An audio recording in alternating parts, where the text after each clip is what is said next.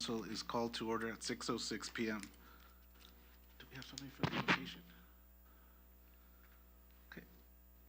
Councilwoman Faye Johnson, if you could do the invocation today, please. And if Councilwoman Katrina Manning, if you could please do the Pledge of Allegiance. If we could all bow our heads, please. We thank you, Father, for this opportunity to come before you together as a city and a community to ask for your blessing upon us and upon our decisions that we make, to give us wisdom and guidance in all that we do, that we work for the city and for the betterment of the community and not for ourselves. So, Lord, we ask you all this in your Son's name. Amen. Please stand.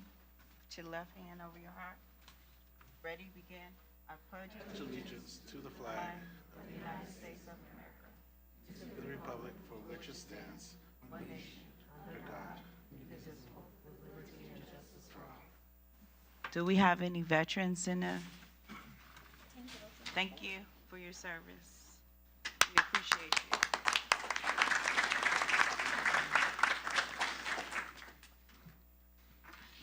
you. Roll call, please. Councilmember Johnson, Present. Councilmember Manning, Present. Councilmember Reyes English, Mayor Pro Tem Montero, Present. Mayor Vargas. Present. Councilwoman Angie Reyes English's absence is excused. We have proclamations. We have a presentation by Deputy Director of Community Services, Kiwana Bowie. Please proceed to the podium for item 1, please.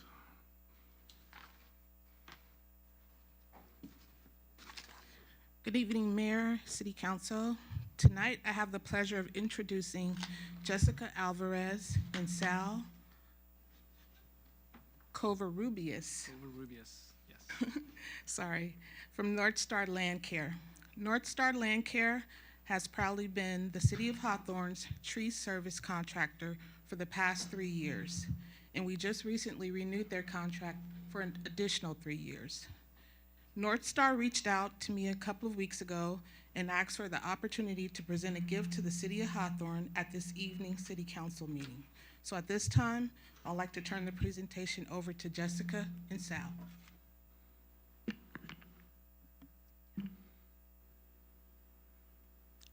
Good evening, Honorable Mayor and members of the City Council. My name is Jessica Alvarez, and I'm the Director of Administration for North Star Land Care. I'm here tonight with my colleague, Sal Covarrubias, our Business Development Manager, and we're truly grateful for the opportunity to be here. This past October, we had the chance to join the city for a Touch a Truck event, and it was such a great experience.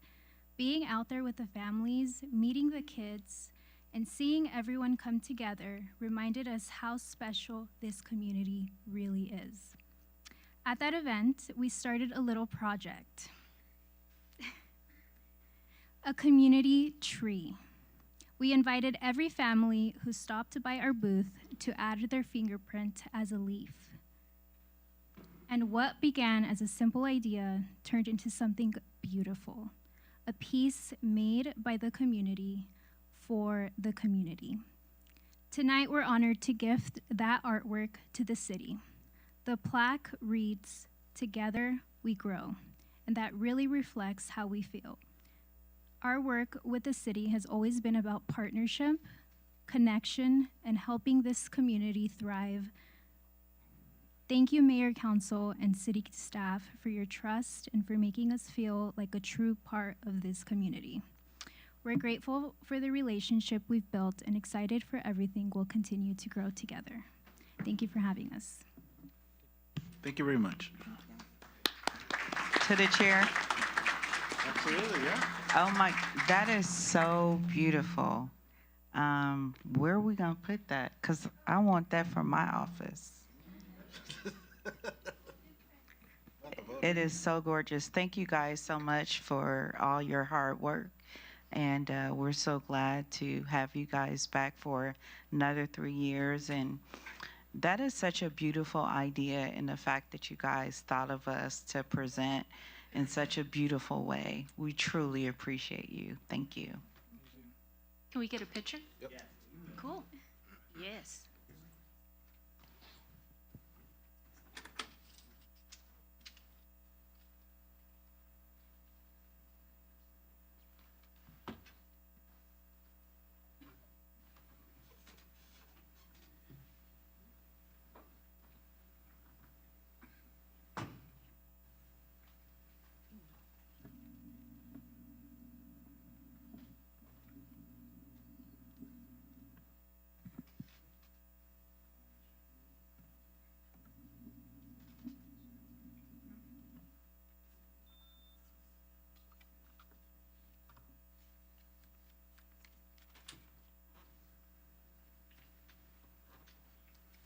Can you guys scoot me more this way?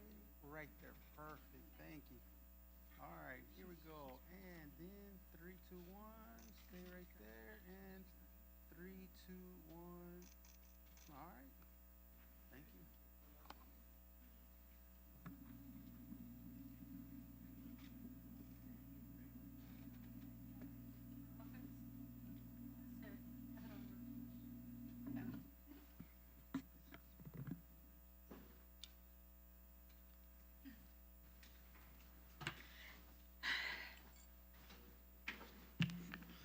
Thank you very much for your service to the community, and thank you for your expertise and your openness and willingness to, support us in not only just landscaping, cutting down trees, but preserving our trees here in our community. Okay, thank you. So let's see. We have another item. It disappeared.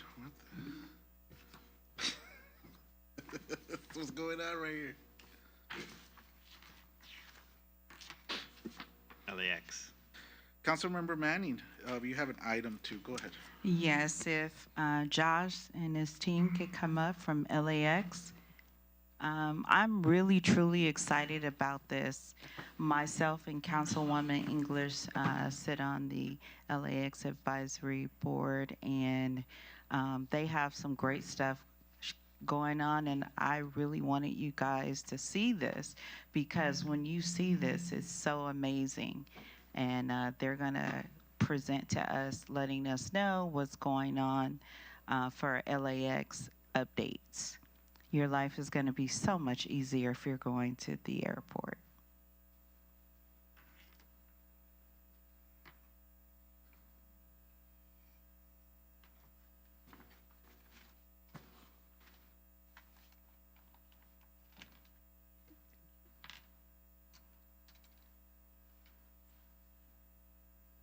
Okay, ready? Yes. Get this up. Honorable Mayor and council members, thanks for having me. Councilmember Manning, good to see you again. We've got a little slideshow. It's 16 slides. I'll go pretty quick. I have a couple point of view presentation videos to where you can see the new entry into the airport. So I'm going to run through it. First off, I have to apologize. Everything we do at LAW is an acronym. So ATMP stands for Airfield Terminal Modernization Program, but you rename my project the Atmosphere Program because we gave you ATMP. So thank you very much for that. All right, so I'm going to run through it. A lot of you, if you've been in the neighborhood, you've heard of this project, or at least some of the work we've done. This project is a result of EIR CEQA NEPA that started in 2019, and it was completed in 2021. Basically, it did a couple things for us. It allowed us to do some airfield improvements, some safety measures that we're doing, some terminal improvements that are on hold right now, if you've heard, and some landside improvements. What I'm going to talk today about is the landside improvements, and wherever you're looking, you can kind of see on the right hand of the screen the various levels of work on the roadways. So I'm going to jump into it for you. So, however many of you have gone through the current configuration of the roadways, there's a lot of what we call the knot, there's a lot of back doors, there's a lot of all different ways to get in and out of the airport. So the biggest benefit of this project is we are separating the airfield traffic, the airport traffic on on Sepulveda and Century, away from the through traffic or the community traffic. So for us, what that means is a much more efficient Century Boulevard, north and south. We call it free flow, and then centralized points of entry into the airport, and then centralized points of exit out of the airport. So if you have your secret back door to get on 96th Street or Vicksburg or Little Century, those all go away, right? So just get used to that. So on the right-hand side, you can see the future configuration. And if you're at any of our other presentation, the colors we use, green is basically the way into the airport, in blue, or the purplish colors, are the way out of the airport. I had summarized some of the things that we're doing but if we take away the turn lanes and the traffic signals off Sepulveda, we eliminate a lot of crosswalks and backups. Part of how we have to do that is we put pedestrian bridges, which are much safer than the current configuration of walking across Sepulveda. And then we're routing the traffic around the hotels. So rather than going into the airport to your left, you kind of take a little detour around. But we don't think it's going to impact the time into the airport, but it's definitely going to improve Sepulveda and those backups. So what I have now, someone's seen this video before, so we'll see if I can make it work. Help.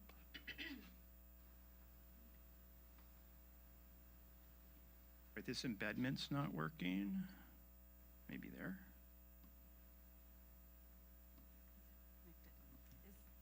Is it connected to the internet? Not necessarily.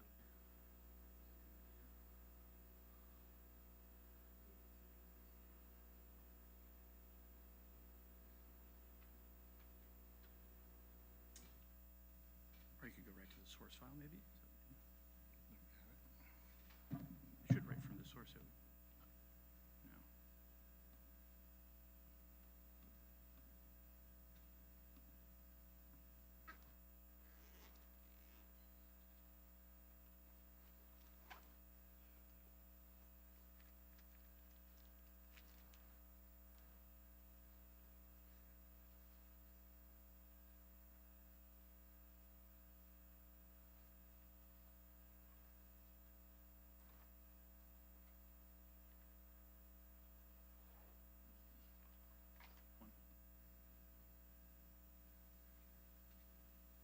Okay, we're running. Okay, so we have two short videos, and all this information's on our project-specific website. There's links and things at the back of it. But what we're going to show you is coming into the airport from the south. Yep.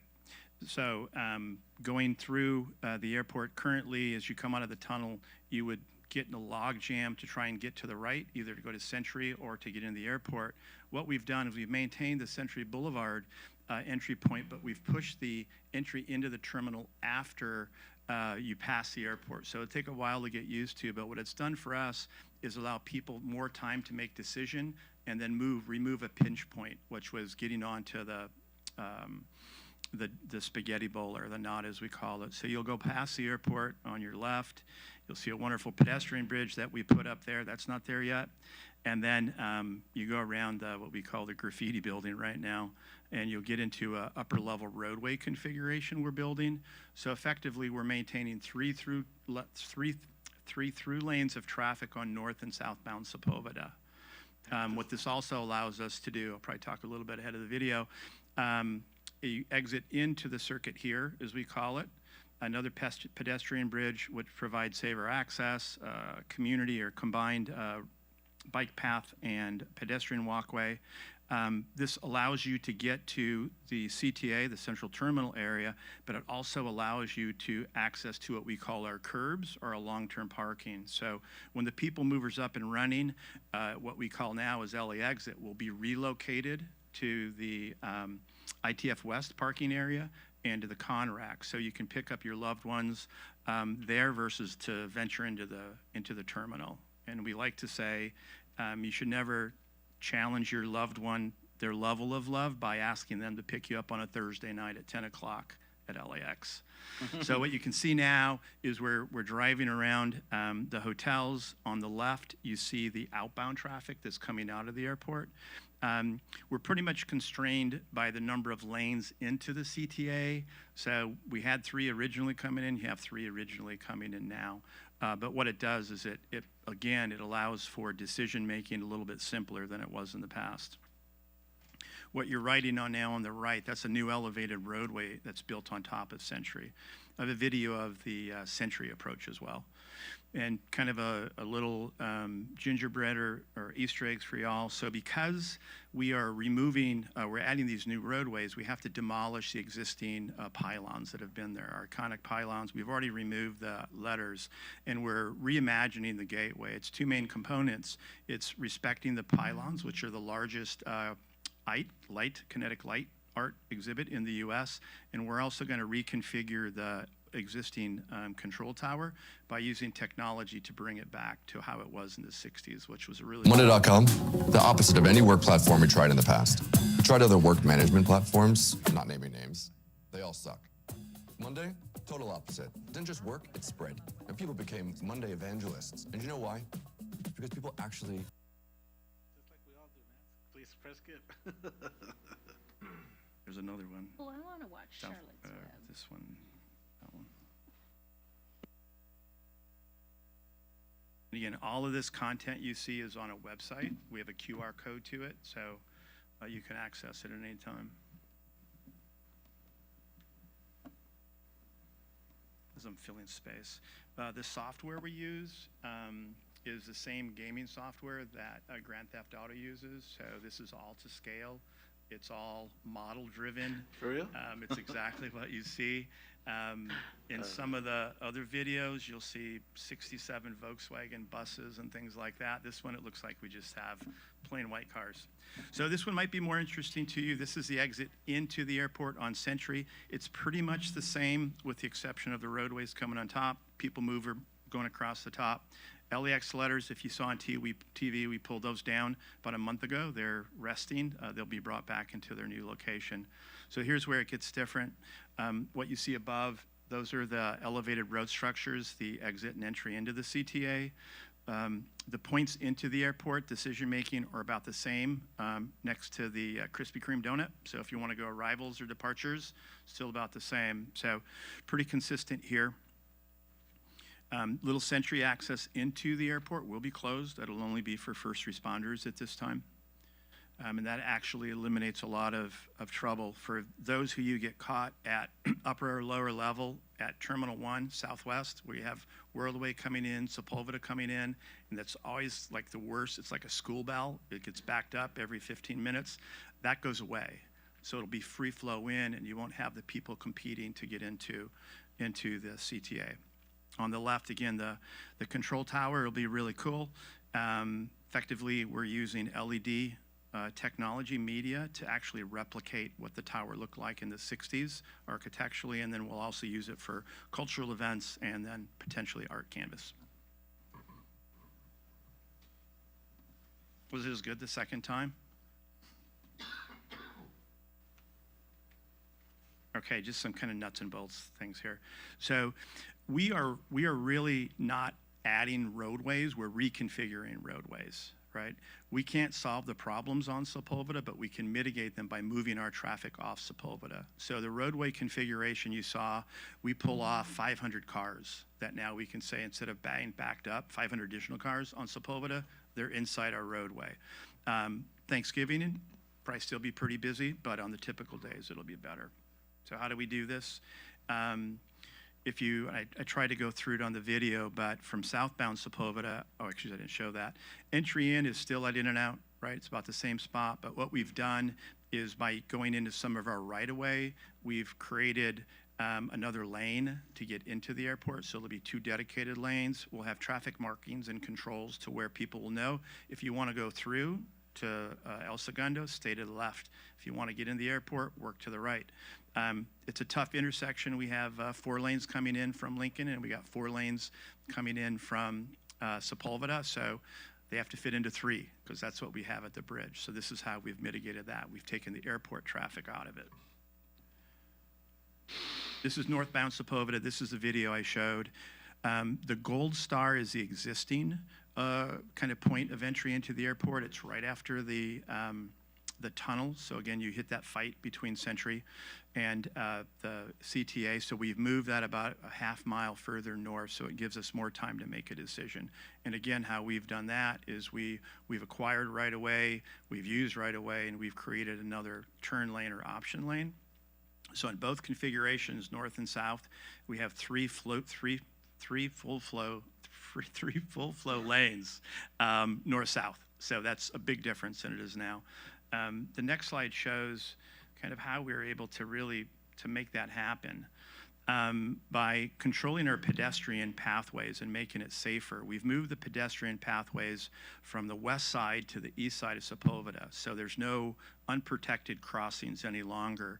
The pedestrian bridge that you see at Sepulveda and Century, that's a very important crossing for us because we have a lot of customers, we have a lot of airline crews, and we have our craftsmen that walk there. So by eliminating that pedestrian crosswalk, we eliminate a 40-second button to where the Sepulveda is shut down, 47 seconds, however many times it pushes. So that backs down to Imperial Highway, and it backs down up to Imperial. So that's the play there. And there's also, I mentioned in kind of this area, there's a common pedestrian and bike path that we're doing.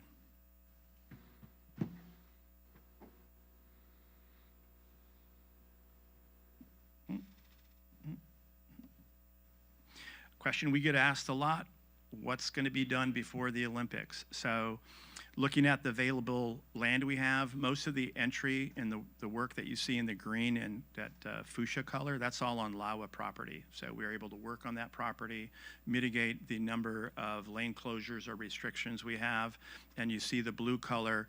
So the green color is done before the Olympics and the blue color is post-Olympics. So we basically have the airport up and running. Overall schedule, top of mind for us, we've got FIFA in about 6 months. They just announced the draws, so we know who's coming, so we'll be preparing for that. Super Bowls for us, we do those all the time. That's not a big deal. LAWA can push about 225 to 250,000 people in and out of our airport through TSA every day. We have that capability, but we just have to make sure the traffic works. For the Olympics, the big crush for us is we've already met with LA28. We've met with the Paris Olympic team, just understanding the dynamics and the logistics of what it takes as an airport to work with the Olympic effort. So we're working with them. May of 28 is our drop dead date to be complete. Our contractual date is some months before that, so we have about 5 months afloat to make that date. Worst case, if there is an issue, we just don't have to activate the roadway. We can keep it as it is through the Olympics. And then we're done in 2030. We take about a month off for the Olympic moratorium. This one I was kind of hinting about what we're doing. Currently the pylons, we've celebrated their 25th anniversary this year in August. They've been retrofitted like 1.5 times, but they've been dying. The LEDs are out of technology and they don't work anymore, to be truthful. So the bottom left, you see, if we were to do nothing, the pylons would look like that. So we reimagined what we call the gateway with the pylons. They're still 150 or 100 feet tall, 15 pylons. We've retained the existing artists to help us with the design and the commissioning of that. So that's pretty, we think, a pretty easy move. The old control tower is vacant. It's not suited for to be habitated. We've agreed that we would never tear it down at this point in time. So what we want to do is restore it back to what it looked like. And what you see there is an image of LED technology kind of showing the banding of the architecture, but we're also able to celebrate a cultural event. So this is going to be the aha moment when hopefully Mayor Bass and CEO Ackerman flip the switch. This is probably where we spent a lot of effort for a long time. Our outreach program is very robust. We started about 1.5 years ago. We've met with our own, our sister agencies and our electeds. The City of Los Angeles, you're the first group we've met outside of LA officially. And what we've done is really make sure we over-communicated with all our businesses. We've over-communicated with all of our neighbors. We're working with LADOT. We're working with Caltrans so they can understand what we're doing and give us approval for our roadway phasing in construction. So that QR code, which I believe in your deck, that's a hot QR code. So if you can go there, you can see the videos that I showed now, plus a couple more, and then all the documentation. We also post on there our regular updates in terms if we have a lane closure, if we're making noise close to one of our businesses, adjacent businesses. And then we also have a traffic map to where you can see where it's busy and where it's not busy, which is kind of an oxymoron in LAX. But you can actually get a feel of what the traffic's looking like. And then my last slide is, so in one of the buildings we own on Century City, we're going to have, we called it an immersion room. So we'll have these videos running on loop with monitors. We'll have, 2 years ago or 3 years ago, we did a full, not a full scale, but a 1:100 scale model of the project. It covers about 3/4 of a square mile, and it's 3-dimensional, so it's pretty hard to really get your head around it, but this really helps to see it. It'll have regular open times. It'll be open to the community. You can schedule meetings. We plan on having community events. We plan on bringing in, part of our program is workforce development, so we'll bring in high school schools, STEM schools, and showing them what the project is for a career in aviation. Again, that'll be opened. It was supposed to be open before Thanksgiving, but the holiday crunch got us, so we hope to get it by the first part of January. And that's kind of one of our money shots, and that's all I have. So if you guys have any questions, please feel free. And again, if you ever want to see the immersion room, Josh is our point of contact. He can get you in there. And if there's any community groups that you would like to see it, we can do that as well. So thank you very much. I just want to say thank you so much for sharing that information with our community. I think it's really important, especially for folks who are traveling that travel a lot. And I know for me, going into LAX off of Sepulveda from Imperial Highway, I look forward not getting stuck on that bridge off of Century, trying to figure out how long I have to sit there to get on the other side. Yeah. So it's great to know that now I can bypass that and go around. So thank you for that. Yep, you're welcome. Anybody? Hi, thank you for your presentation. It's outstanding, right? Because, we know LAX, it takes some time, hours to get in there. But one thing that you didn't talk about is, how it's going to be a drop center, right? Of the Manchester and, how the curbs? Where the people mover is going to be that, okay. Because basically the intent is for no one to drive to LAX. So the people mover, to interrupt you, I apologize, will take about 30% of the current traffic load out, right? So the vehicles that will be removed out, or the shuttles, the hotel shuttles and the parking shuttles, they'll go to the drop point, which is ITF West, which is, you could say Jetway and not quite Manchester, but Westchester Parkway in that area. There's also a drop zone at La Cienega and the 405, we have where the Conrack is located. Right. Yeah. That'll be the second drop zone. So that's where you'll be able to pick up and drop off people if you don't want to get into the central terminal area. So and that people move is going to be operational in 2027 completely, or? Well, I mean, you know as much as I do, but I think 2026. I was say, okay, yeah. All right. Thank you. Appreciate it. Yeah. Thank you very much for the presentation. It's really cool to watch. I do a lot of traveling, and that is like the most stressful situation, trying to get in there. You leave, you try to get there 2 hours early, and you end up being an hour and running, through the airport trying to get to the gate before they close the door on you. So I think this is an outstanding idea, so thank you.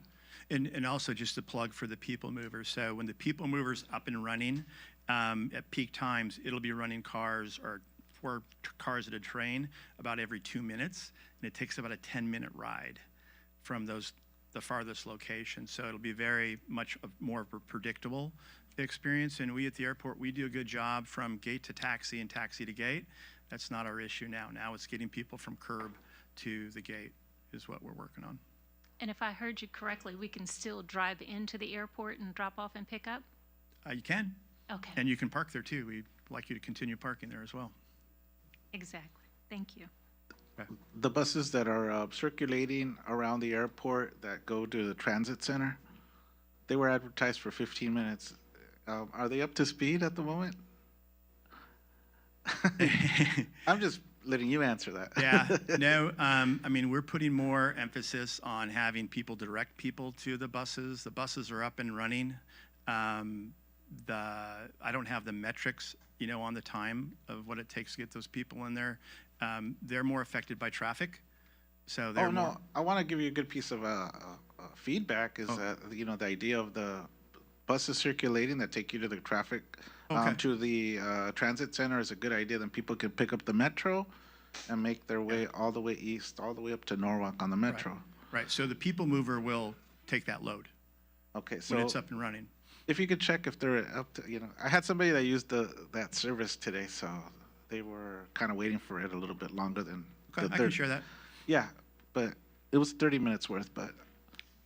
Yeah, so maybe this person turned around and one of them went by. Like I was saying is the pickup points might be a little obscure for some people, so we're trying to have more people guiding people to where the buses are. And we also have the metrics, so it should be quick enough to tell. We have the metrics to how long a bus takes to get through, and how. This all just opened up. It just all started, so we're fine tuning it, and I think it's a great idea. That's what I'm going to do when I have to go to the airport. Metro to transit center bus terminal, so I don't have to pay for Uber, right? Correct. To the chair. Yeah. Not too long ago, I was traveling to Phoenix, and it rained really bad. And so their people mover got shut down, and they had no plan B. We have a plan B. Okay.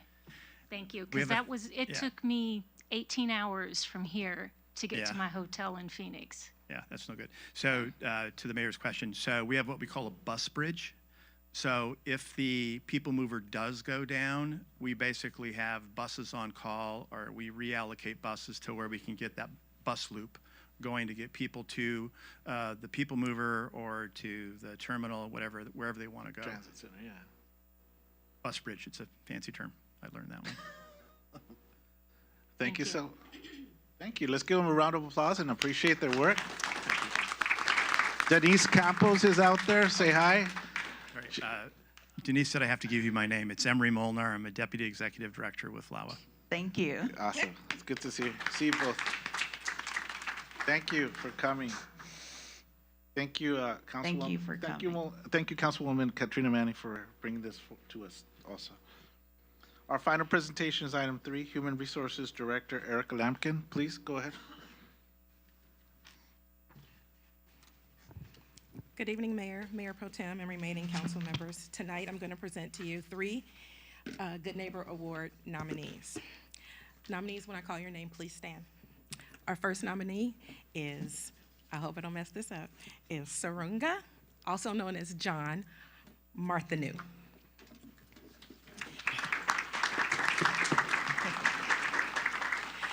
John is a tremendously hard worker. He is always punctual and always does what is asked of him as well as what is expected of him. John is an essential member of the City Attorney's Office. He serves the public by answering routine inquiries via phone, email, or in person with a smile. He carries out all of the responsibilities of ensuring that all incurred invoices by the City Attorney's Office are paid in a timely manner. He processes documents in accordance with established procedures and protocols. He maintains files with extreme care and confidentiality. He is helpful to all. John is dedicated and even goes so far as to help instill a level of professionalism within the City Attorney's Office. John's daily follow-through with all tasks, excuse me, his dedication and his service with a smile is why John deserves the Good Neighbor Award nomination. Let's give him a round of applause. Thank you, John. Paige Hansen.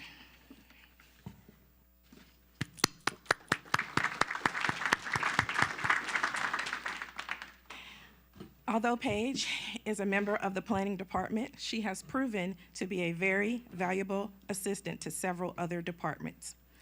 She quickly developed expertise in several important software products the city uses, to the point that she is more effective aid than the software company representatives. Paige has provided expertise to the building and safety and finance departments, as well as licensing, while continuing to support the planning department and special task forces and committees. Paige exemplifies teamwork. She knows that the success or failure of any department is a reflection on the whole city. Recently, Paige helped to build the finance department's budget dashboard on their webpage. This is based on the model she built for ADUs and code enforcement activities that are found on planning's webpage. Each of these dashboards provide a concise and up-to-date snapshot of the topic that helps to keep the public informed and is a useful reference for staff. Paige has stepped up to implement many of the goals and objectives of the planning department dealing with technology. The city's online application and permit submittal system is largely functional due to her ability to learn how the system works and learn how to manipulate the internal workings of the software to suit the city's needs. She also taught herself how to use the mapping software that is essential for the planning department. Paige never refuses an assignment, consistently beats deadlines, and remains one of the most agreeable employees to work with.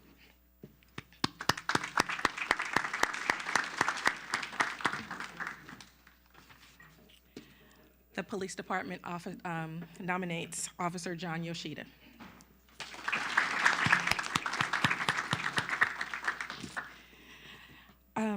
Excuse me. Since beginning his career with the Hawthorne Police Department in January of 2016 as a parking enforcement officer and becoming a full-time officer in November of 2016, Officer Yoshida has consistently demonstrated an unwavering commitment to our community.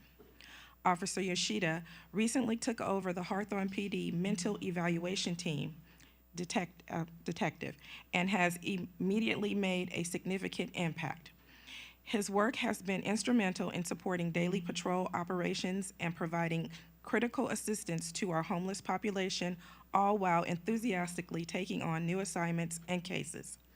His dedication to the most vulnerable members of our community exemplifies the spirit of this award.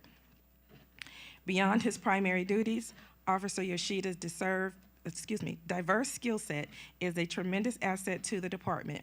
He is a certified EMT, a valued member of our SWAT team, a TAC Med instructor, and serves as an observer in the airplane. His multifaceted contributions ensure the safety and well-being of both his fellow officer and the public we serve. While his passion for the organization is perhaps best showcased by his work with the Hawthorne Christmas Party Planning Committee, his life-saving actions are a testament to his daily commitment. His consistent excellence is recognized annually at the South Bay Medal of Valor Awards, where he reliably receives at least one life-saving award. Officer Yoshida is the embodiment of a good neighbor, a compassionate public servant, a dedicated protector, and an active community builder. He is an outstanding candidate for this award and a credit to the Hawthorne Police Department.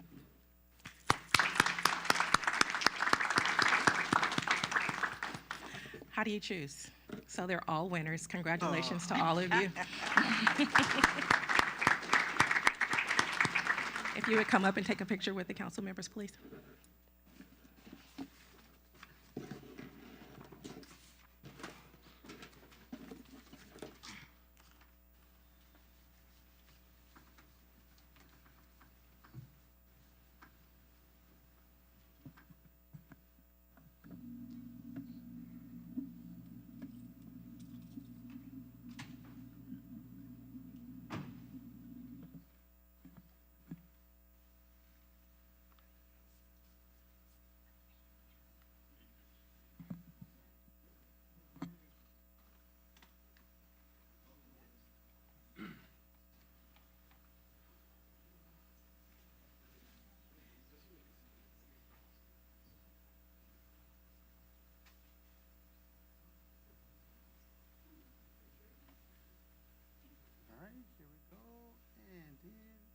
3, 2, 1, and 3, 2, 1.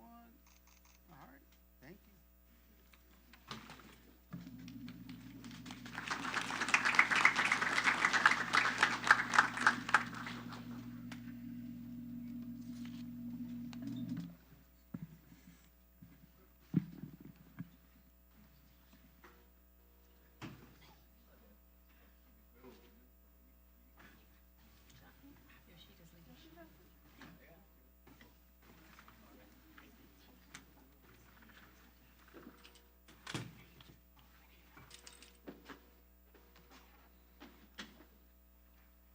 Through the chair, to the young cadets over there, explore. You see, Officer Yoshida, I knew him when he was a little baby. Officer Yoshida, I want to say to your Explorer there, because you are an example of a police officer and beyond could be, right? Because I saw you when you were just a little baby, with your mom at Relay for Life, right, at the Hawthorne High, and then here you are, a father, an outstanding police officer. So congratulations, and he's a model for our city. So thank you for being here in our city. Appreciate that. Thank you. And all our employees are fantastic, so we have to give them another round of applause. Come on.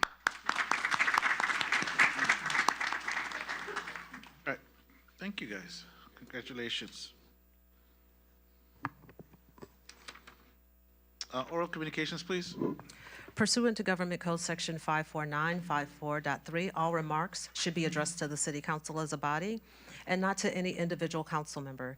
During oral communications, speakers shall have 3 minutes to state their business.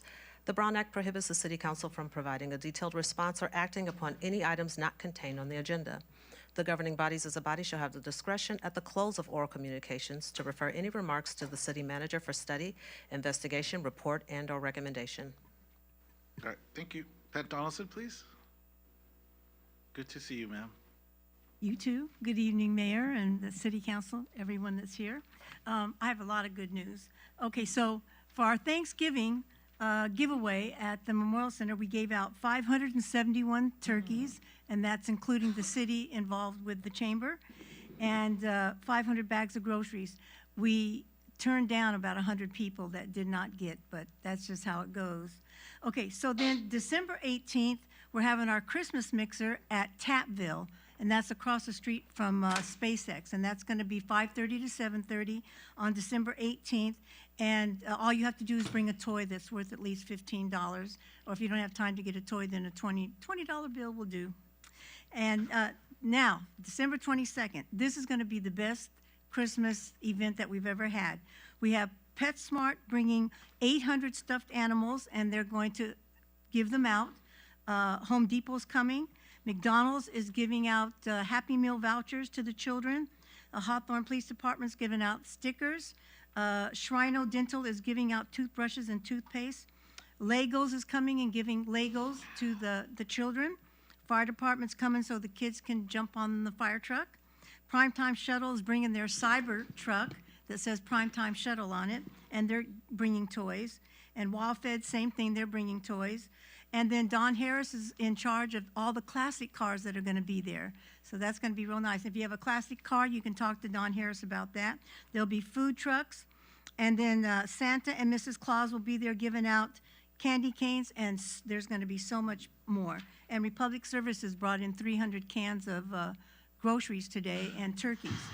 The last thing I want to talk about is I know that all of you want to know what the chamber is doing. So I'm asking that we be put on the agenda in February so we can do a PowerPoint and let everyone know all the good things that are happening at the chamber. And that's all I have to say. Thank you. Thank you, It's ma'am. gonna be nice. Thank you. Thank you, ma'am. Let me just take a quick go. All right. Alec Mackey. Good evening. Thank you, Mayor. Thank you, council members.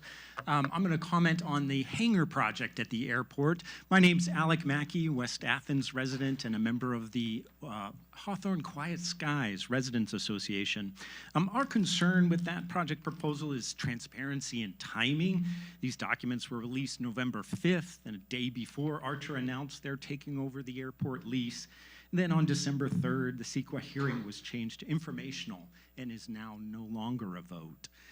You know, our association residents are concerned and confused about all the expansion plans, the pace of change, the lack of presentations by Hawthorne Airport LLC. Hawthorne is the single residentially constrained airport in the nation, according to Kaufman and Associates. It feels to us like the council and the city is 100% behind the airport businesses and not so much on the side of residents. 130,000 square foot hangars added, that's about a dozen more jets at the airport approximately. The community roundtable chair said traffic is going to boom during the World Cup next year and of course the 2028 Olympics. And more of that growth is not listed in this report. You know, why move so fast on this project when nearly 500 residents within the 65 CNEL are still waiting for the city to complete their report and get the soundproofing funding going? Why rush for the jet owners but not for the neighborhoods? You know, we've learned from other Quiet Skies groups like Santa Monica, Long Beach, and Van Nuys. They've implemented dozens of noise programs and voluntary curfews, none that need to or require FAA approval. While Hawthorne has not implemented any of those, why is the CNC chair and Hawthorne Airport LLC not proposed any voluntary programs or curfews and moved noise programs forward? This council assigned the CNC and the chair to, quote, find ways to reduce and mitigate noise impacts. And that was 7 years ago. What has happened? We ask that you request staff in Archer to get going on soundproofing, go as fast on that project as they're going on the hangar project. Please approve a balanced plan.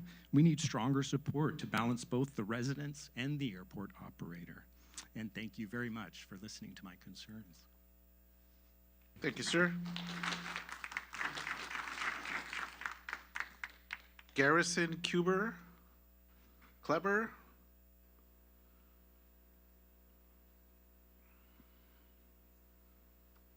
And can you tell me where West Athens is? Because I don't think we have a neighborhood like that in Hawthorne, do we? West Athens? Yeah. Where's that located? No, it's not. West Athens, unincorporated LA County, so we're on the hill. Okay. Oh, okay, Yeah. further east, outside of Hawthorne. Okay, thank you. Go ahead, sir. Go ahead, Mr. Garrison Kleber. Yes. Good evening, Mayor and City Council. My name is Garrison Kober. I've been asked to represent my household here in Hawthorne by my mother-in-law. She lives on 120th Street, right next to the airport, along with her mother. She has been there for almost 30 years. She settled her roots with her late husband before giving birth to her daughter, my now fiance, into this. This is the kind of long-term resident the council has always said it would protect. Someone who's built her life in this community and deserves to feel safe in her home. And we recently learned of the proposed airport expansion by Archer Aviation has already been approved. While we understand the economic potential of the project, the approval process has left many residents concerned and uninformed. The people who will be most impacted, those living closest to the airport, were not given meaningful notice and opportunity to participate in such a major decision was made. Now, increased noise, higher traffic, construction impacts, and more frequent flight operations will directly affect the neighborhood's daily health, peace, and safety. For our elderly residents especially, these changes are not just inconveniences. They are destabilizing and stressful. Several of you in this council have built your careers in supporting families, whether it be participating in nonprofits or running book drives for the Eaton Fire, or even serving in our military. And those who have emphasized integrity, transparency, and public trust in their leadership styles. If these values are true, then residents deserve clearer communication, a full accessible public record, and meaningful protections now that this project has been approved. Tonight, We are not asking you to undo progress. We are asking you to address the gaps. Before any construction or expansion activities move further forward, we urge the council to require clear mitigation plans and stronger oversight, especially regarding noise, air quality, traffic impacts, environmental review, and flight path safety. Our community cannot continue to keep breathing increased levels of ultrafine particles or ozone. And we should not be woken up in the middle of night anymore by private jets that shake our houses when they land. Residents should not be expected to absorb all the risks while private companies reap the benefits. My mother-in-law's home and the homes of her neighbors matter. Their well-beings matter. I ask you to stand with the residents who live closest to the project and ensure that Hawthorne's commitment to safe, stable, livable neighborhoods remains more than just words. Thank you for my time. Thank you, sir.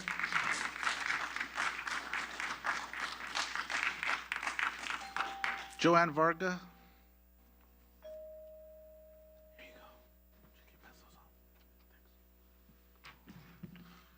Hello, City Council. My name is Joanne Varga, and that was an excellent speech. As a resident who also lives on 120th Street, all I've really heard tonight is how everything is changing. The airport is changing. Well, LAX now has their people mover, the buses that are going to be going around. So I'm asking the City Council, being that change is in the air, why can't we implement a change on the curfew? Yes, it is very tiring getting woken up in the middle of the night. And just the daily noise is ridiculous. We are the residents that are affected by that more than 65 noise level. I've recently put that app on my phone, and upon takeoff, it's about 95, 100, okay? And that's inside your house. So we need help. Please provide assistance to the residents identified in that 2021 noise study. Thank you. Thank you.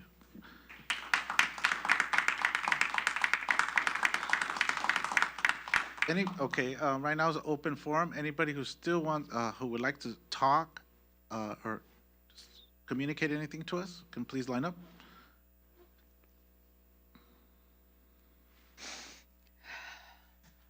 Good evening. I'm also a resident on 120th Street, and with the development of the airport, we should ask what is the council doing to help us improve our living conditions, because you are the ones who are making the approvals for these corporations to come in and run the airport and basically have almost full control, and we, the residents, are suffering.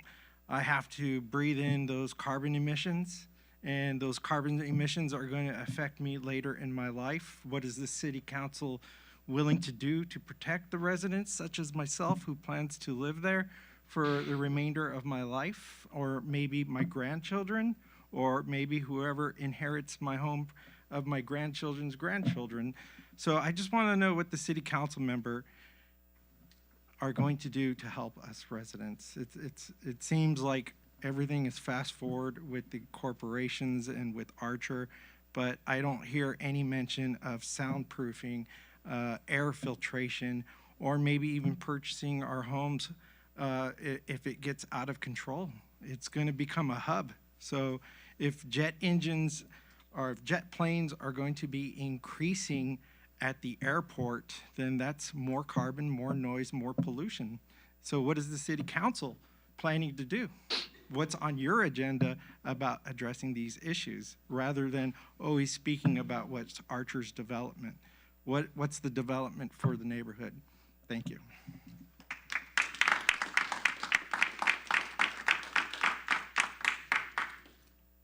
Good evening. Hello. My name is Dr. Wendy Talley, and this is my first time here. I am representing Telehealth Van with Dion Rambo and Crystal Rambo. and I am the lead clinician for the telehealth van for the state of California. I've been licensed here for 25 years, and I personally have an expertise of working with homeless veterans, housing them through the VA and things of that nature, and also working with teens and things of that nature. And so with the telehealth van, we want to be able to first say happy holidays this holiday and be very safe and all of the things. And so with the telehealth vans for the last 4 years, and I was actually there when they began to develop this idea and giving them some consultation on what is actually needed.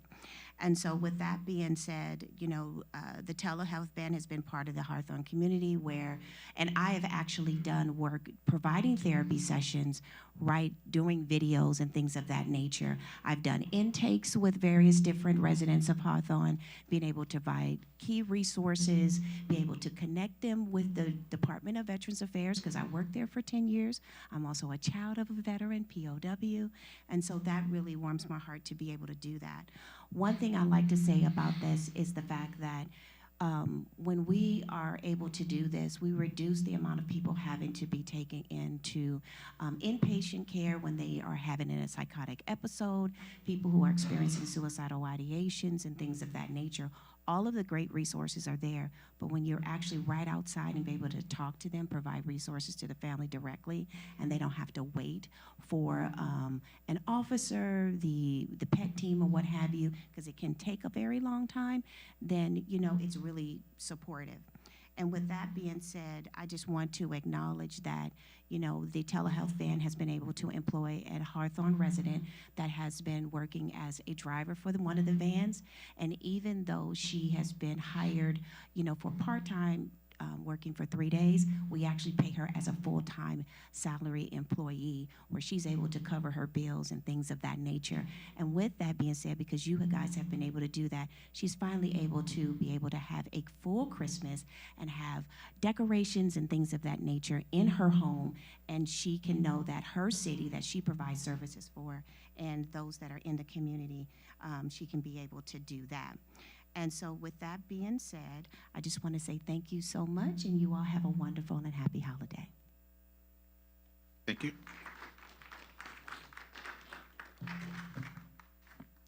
Good evening, Mayor, Mayor Pro Tem, remaining city council members, and fellow members of the Hawthorne community. My name is Osmani Haynes Lawfrey, and I'm the current head of youth engagement with the North Hawthorne Community Association. I'd like to formally invite everybody in the community to our Grinchmas holiday celebration. It'll be this Saturday, December 13th, from 11 a.m. to 3 p.m.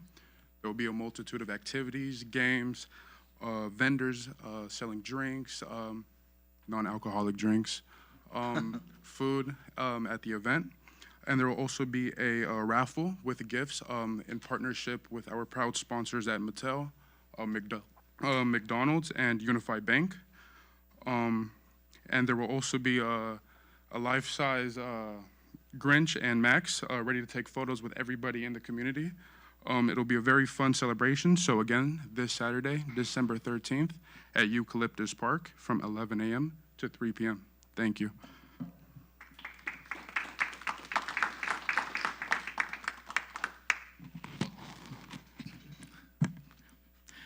Good evening. Name is Ruben Sanchez with the North Hawthorne Community Association. Good evening. I wanted to touch on some issues and some concerns that was brought up to us in our last meeting.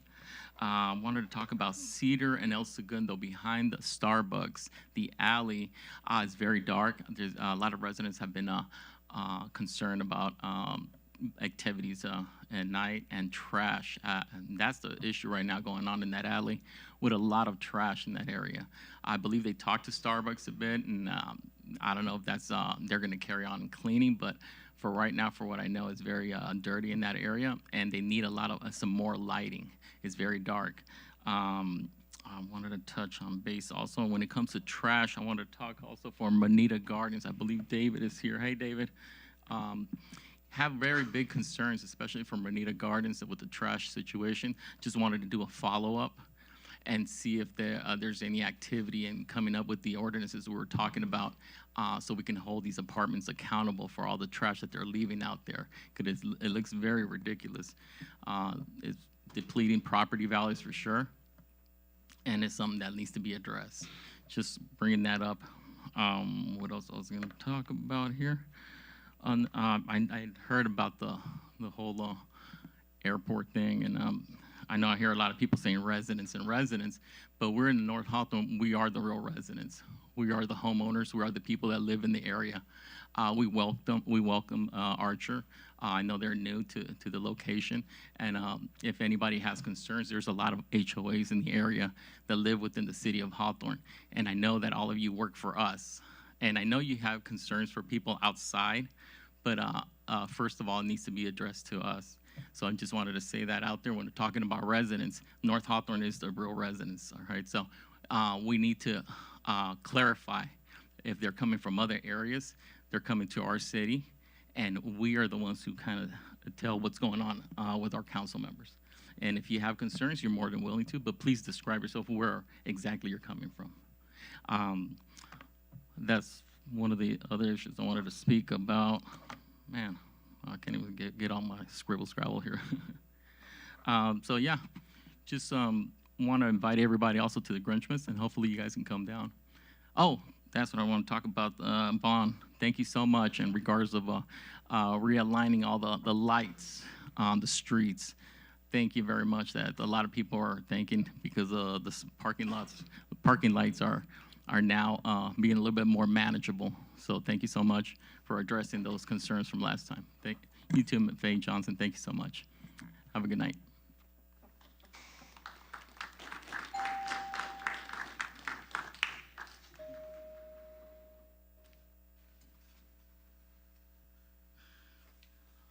Good afternoon, City Councilman, Mayor.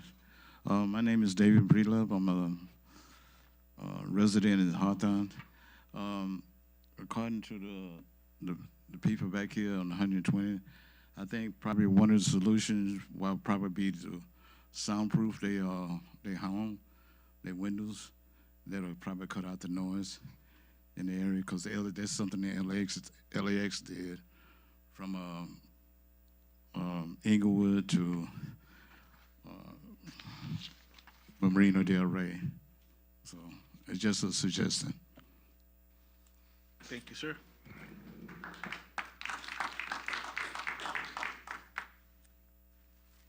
Good evening. My name's Cheryl Roca, excuse me, and I live on 134th, close to Prairie, and I walk a lot in the neighborhood, and I just have a concern about the masses and masses of cards, and these are all put in car windows, sometimes once a week. And I'm half of them I pick up off the street.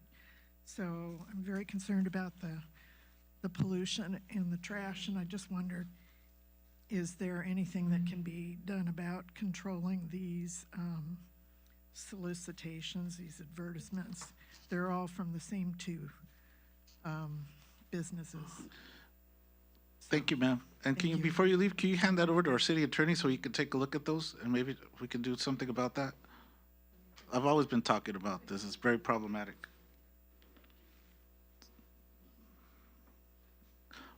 We have a new city attorney, so, I mean, this guy's, he'll find a way of addressing that. And other things too, of course. Sorry, man. Anybody else? Oh, Ronnie. Good evening. I have some very bad news, or sad news. Our church here at St. George's is closing their doors as of February of next year. Lack of people attending our churches on our church on Sundays. It goes from 10 to 5 to 3 to 2, and we have other groups that use our halls, but our pastor is retiring as of next year, so we will not, leaving it up to the diocese to decide what they're going to either keep it open or what. We do have, our hall is used by the business, which is helps to have a place for the mentally disabled clients during the day.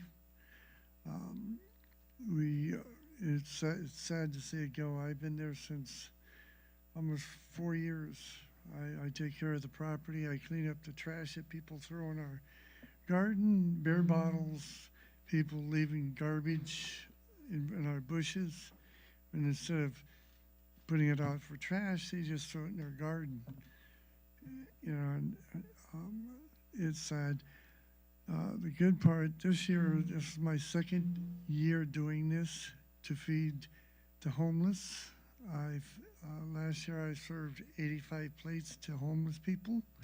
I went around the city for people that were hungry. Even if they worked, they'll still get a plate, even though they had to work for Thanksgiving.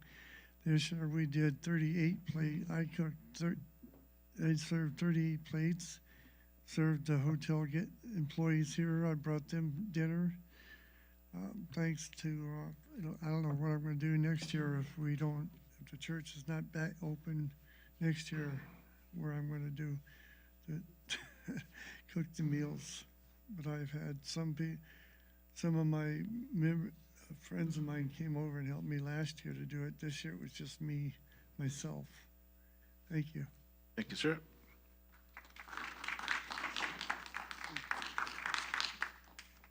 We done? Okay. Oral communications close, so ordered. Mr. City Manager, I have a couple questions for you. Yes, sir. So when has the Hawthorne Airport been operating? I would have to guesstimate since 1923, 1924. Okay. Are jets very recent operating at the airport? Are they very recent, or have they been operating since like a while, like probably the 60s, 70s, 50s? To my knowledge, we've had jets at this airport for a large amount of time. From the airport operators, I've heard, I can't sustain this or not, but their newer jets have less noise. Okay. All right. So also the next question is, who governs the times of operation and the flight paths?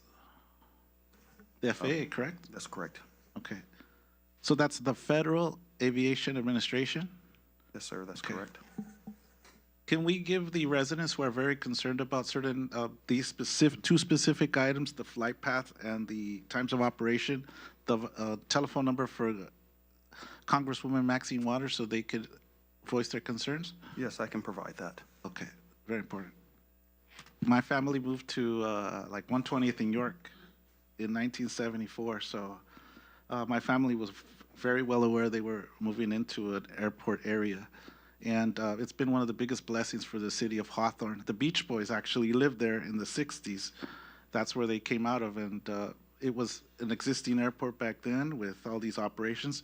It was an actual development area, military industrial area where they were testing jet engines up until recently, actually. So that one, I mean, I gave it to you. So they were operating these engines very recently, up to like probably about 20 years ago.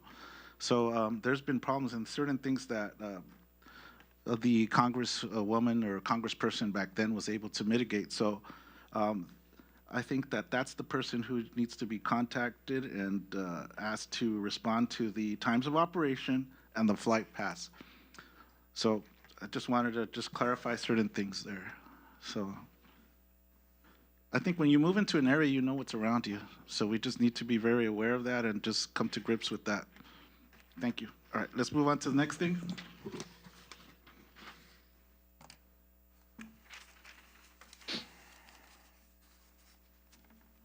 City Clerk. Mr. Mayor, I have 8 items on the City Clerk's consent calendar. They're items 4 through 11 for your consideration and approval. Item 11 will be read separate, so we will do items 4 through 10. Item 4, approval of the City Council meeting minutes for the regular City Council meetings of September 23rd, 2025, and November 12th, 2025. Item 5, the City Treasurer requests approval of the warrants. Item 6, approval of waiver or full readings of resolutions and ordinances on Tuesday, December 9th, 2025's agenda. Item 7, resolution number 8567, a resolution of the City Council of the City of Hawthorne, California, approving a consultant agreement for on-street paid parking, parking enforcement, and revenue collection with Laz Parking CA LLC. Item 8, resolution number 8568, a resolution of the City Council of the City of Hawthorne, California, establishing a four-way stop at the intersection of Cedar Avenue and 122nd Street. Item 9, resolution number 8569, a resolution of the City Council of the City of Hawthorne, California, approving wage terms of the unemployment of those employees represented by the Hawthorne Municipal Employee Association part-time, HMEA 1 PT. Item 10, resolution number 8570, a resolution of the City Council of the City of Hawthorne, California, adopting a transfer agreement between the Los Angeles County Flood Control District and Hawthorne Agreement 2024 MP31 Safe Clean Water Program, Municipal Program. Okay, I move. Second. been moved in second. Please vote. Thank you.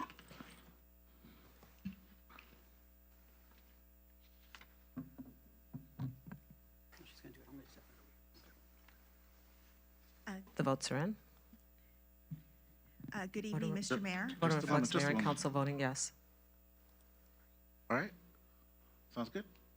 All right. We'll just wait for. You can sit in the audience? Okay, all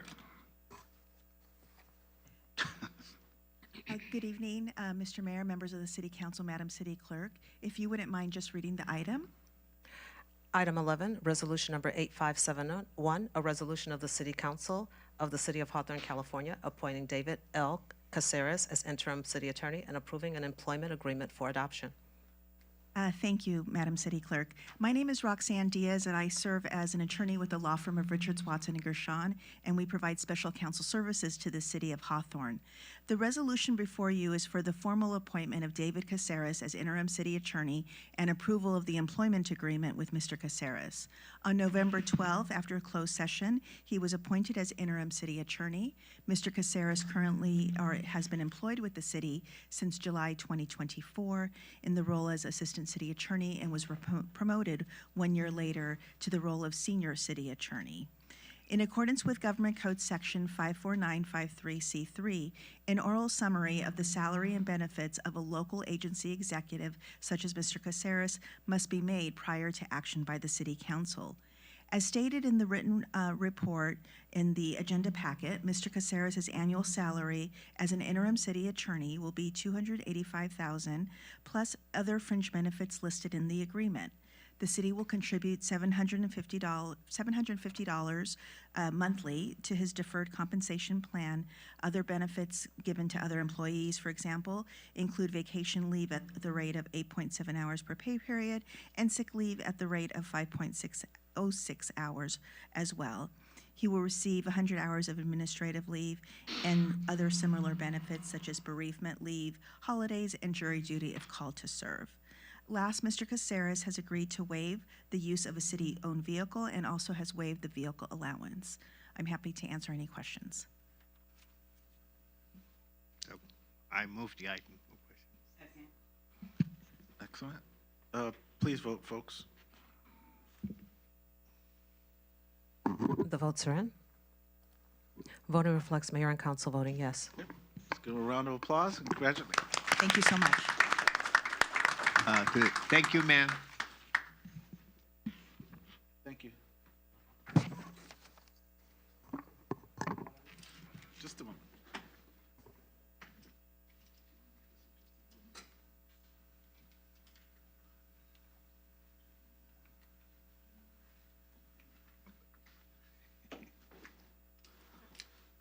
Thank you.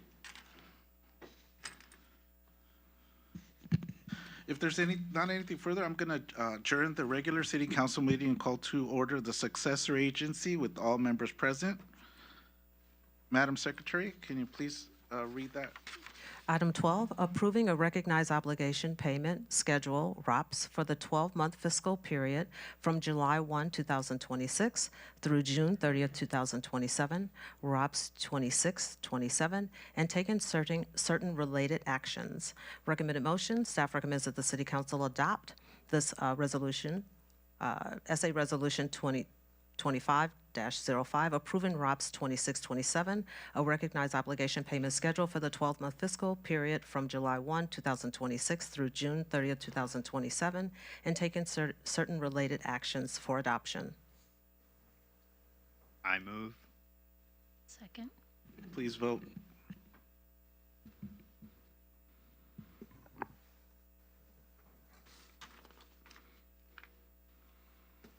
The votes are in.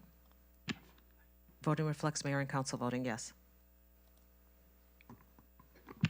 Sounds good. It didn't appear on mine. Okay. If there's not anything further, I'm going to adjourn the successor agency meeting and call back to order the city council meeting with all members present. The ordinance, please. Item 13, ordinance number 2259, second reading. An ordinance of the City Council of the City of Hawthorne, California, amending Section 2.06.230, directions and instructions from City Council, limit on directives of Chapter 2.06 City Council to Title II, Administration, Civil Service, and Personnel of the Hawthorne Municipal Code, and making a finding of exemption in compliance with CEQA in connection therewith. Staff recommended motion. Staff recommends that the City Council adopt ordinance number 2259. Madam Chair. Yes, ma'am. I just wanted to ask our city attorney, in the language where it says limit on directives, should it have a number as opposed to the word limit? Well, it actually already has a limit of no more than 2 directives by any council member during any council meeting. Okay. That's it. I didn't see that here. No problem. I saw limit. Thank you. You're welcome. Do I have a motion? Motion. Second. Please vote. Please vote.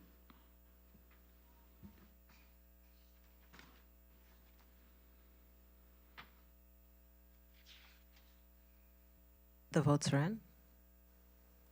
Voting reflects mayor and council voting yes. A bid opening. We have a bid opening. Madam Clerk, can you read that item, please? Now is the time and place to declare publicly received sealed bids for the Alley Improvement Project, CDBG funds, Project 25-08. There were 4 bids received. All were accompanied by bidder's bonds. The prices are as follows. Martinez Landscape Company, Incorporated, $386,925. Hardy and Harper, Incorporated, $1,213,000. Sequel Contractors, $814,000. Onyx Paving Company, $777,000. I make a motion. Please vote to accept these bids.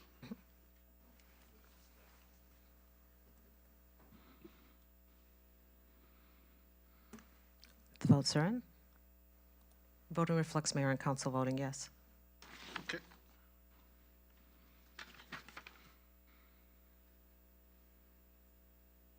We have a public reading, and it looks like we have a presentation.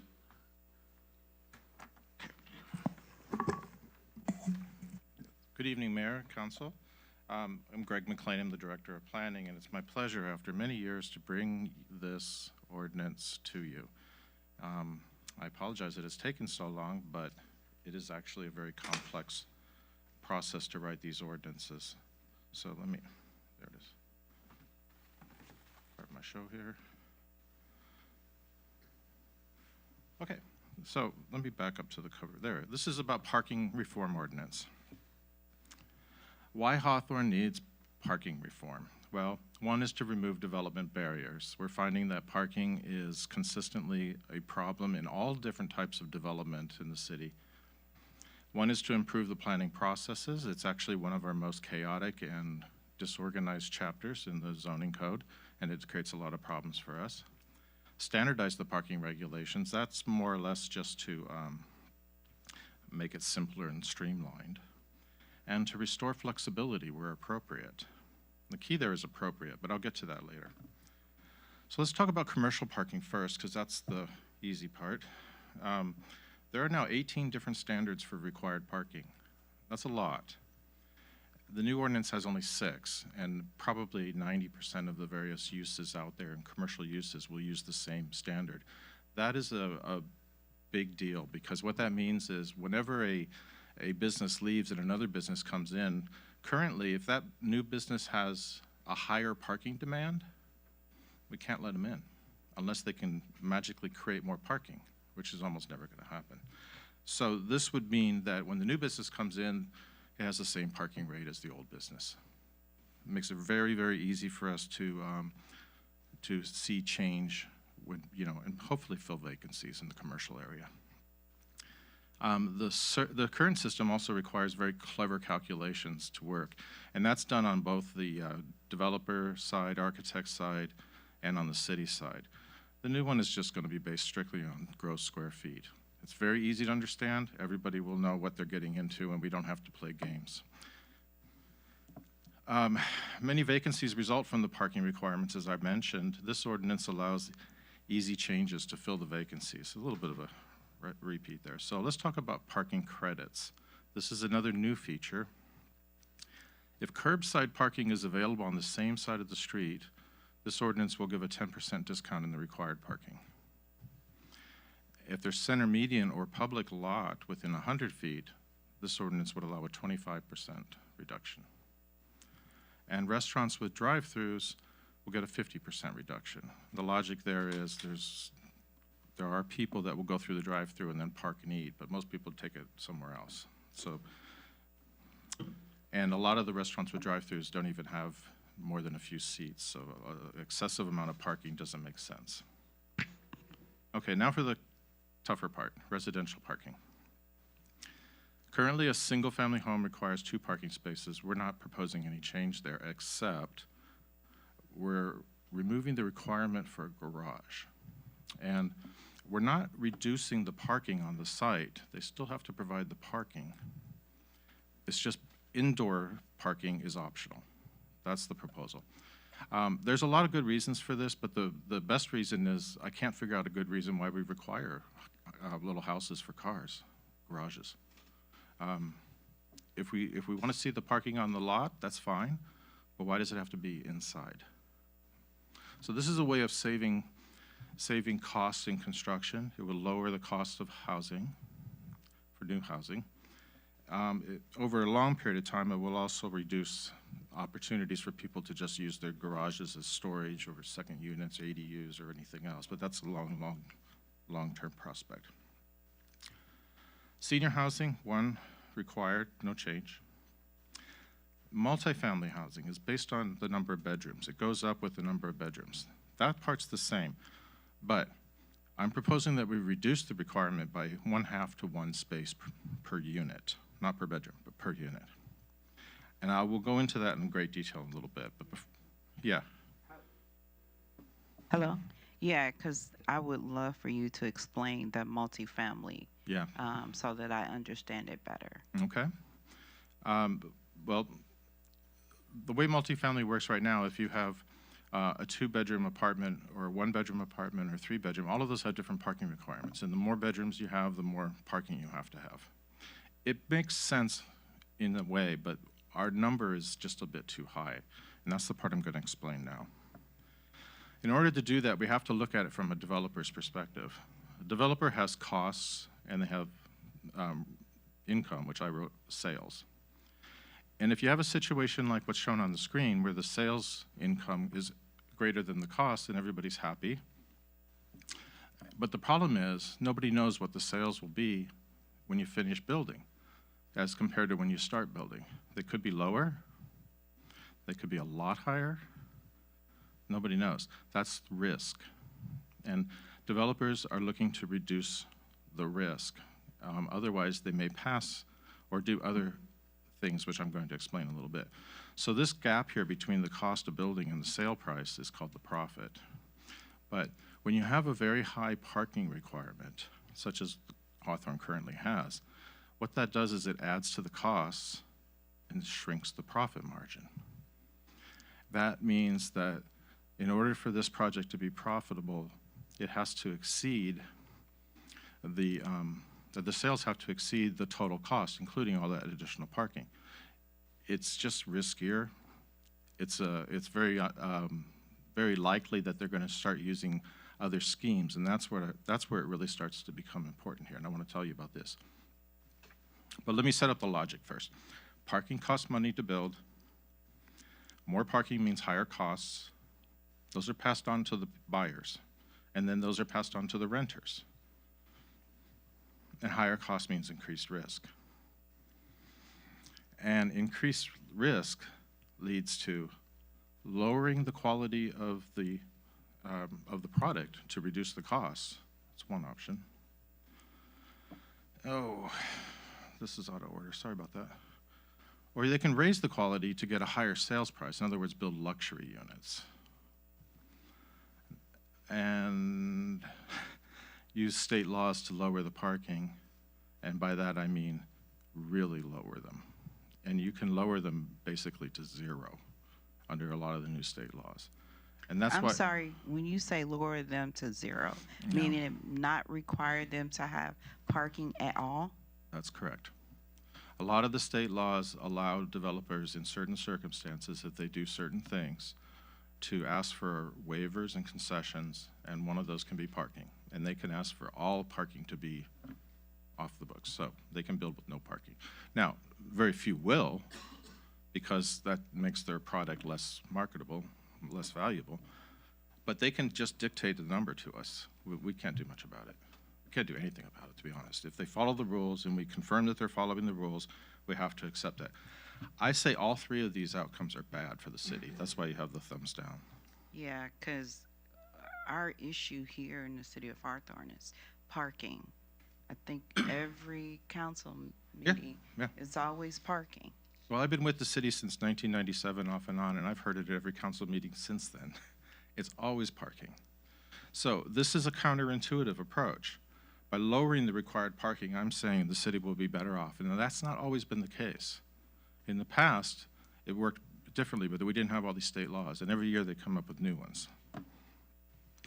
So let's look at this in the context of the new laws.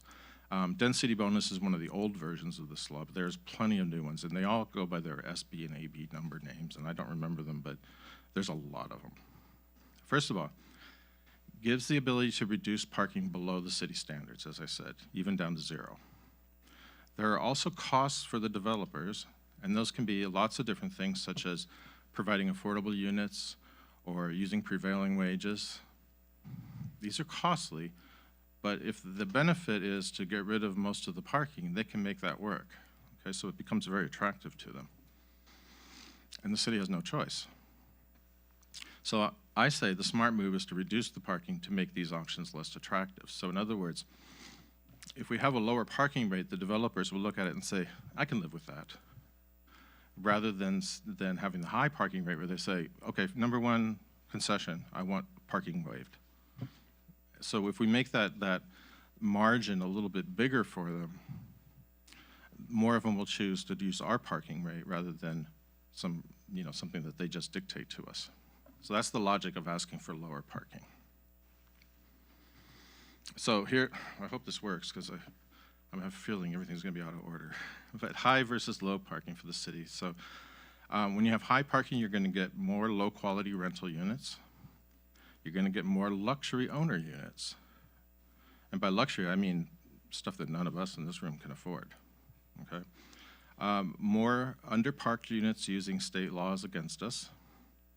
The old housing stock will not be rebuilt because they can't produce the new parking requirements. So they just keep these things together with Band-Aids and duct tape. As long as they're standing, they'll get rent. Okay? But there will be less street parking competition. That's true. Lower parking, more rental housing open space, because if you're not providing parking, that gives you land that you can do with other things with. More rental housing amenities, same logic. More affordable owner housing. So we want owner housing. We really do, but we want owner housing that people can actually afford without completely changing the character of the city. So that's what this will do. More developers choose to use our standards rather than state laws. more rebuilding of older apartments. I think we're going to be seeing a lot of that in the next decade as these old 1980s and 1970s apartments have already reached their lifespan. So we want to be ready for that. But more street parking demand is the downside of this. So here's my rating of everything. Okay, high parking is a lot of bad, one good, and lower parking is a lot of good and one bad. But in reality, the less street parking competition is not real, as I've already explained. If they wipe out all the parking on the property, then it's even worse than it would be with the lower parking. It's the worst of all outcomes, is what I'm trying to say. Okay, I'm going to breeze through the rest of the changes that I'm proposing in this ordinance. Commercial and residential parking standards will be the same size. That's primarily to make mixed use more feasible. Currently, we allow a certain percentage of parking to be compact, and I'm saying no. We all know that cars are not getting smaller, they're getting bigger. So you can have compact, but only extra parking that's beyond what we require in the code. That's the new rule. The backup space is being reduced from 26 to 24. 26 has always been a problem. Most lots, residential lots are 50 feet wide, so more than half of that is used for just backing the car up, and it's excessive. Most cities use 24, so I'm proposing we go to 24. It makes designing the lot a lot easier, a little bit less concrete, a little bit more other stuff. Two-way driveways on multifamily required at 10 units, not 5.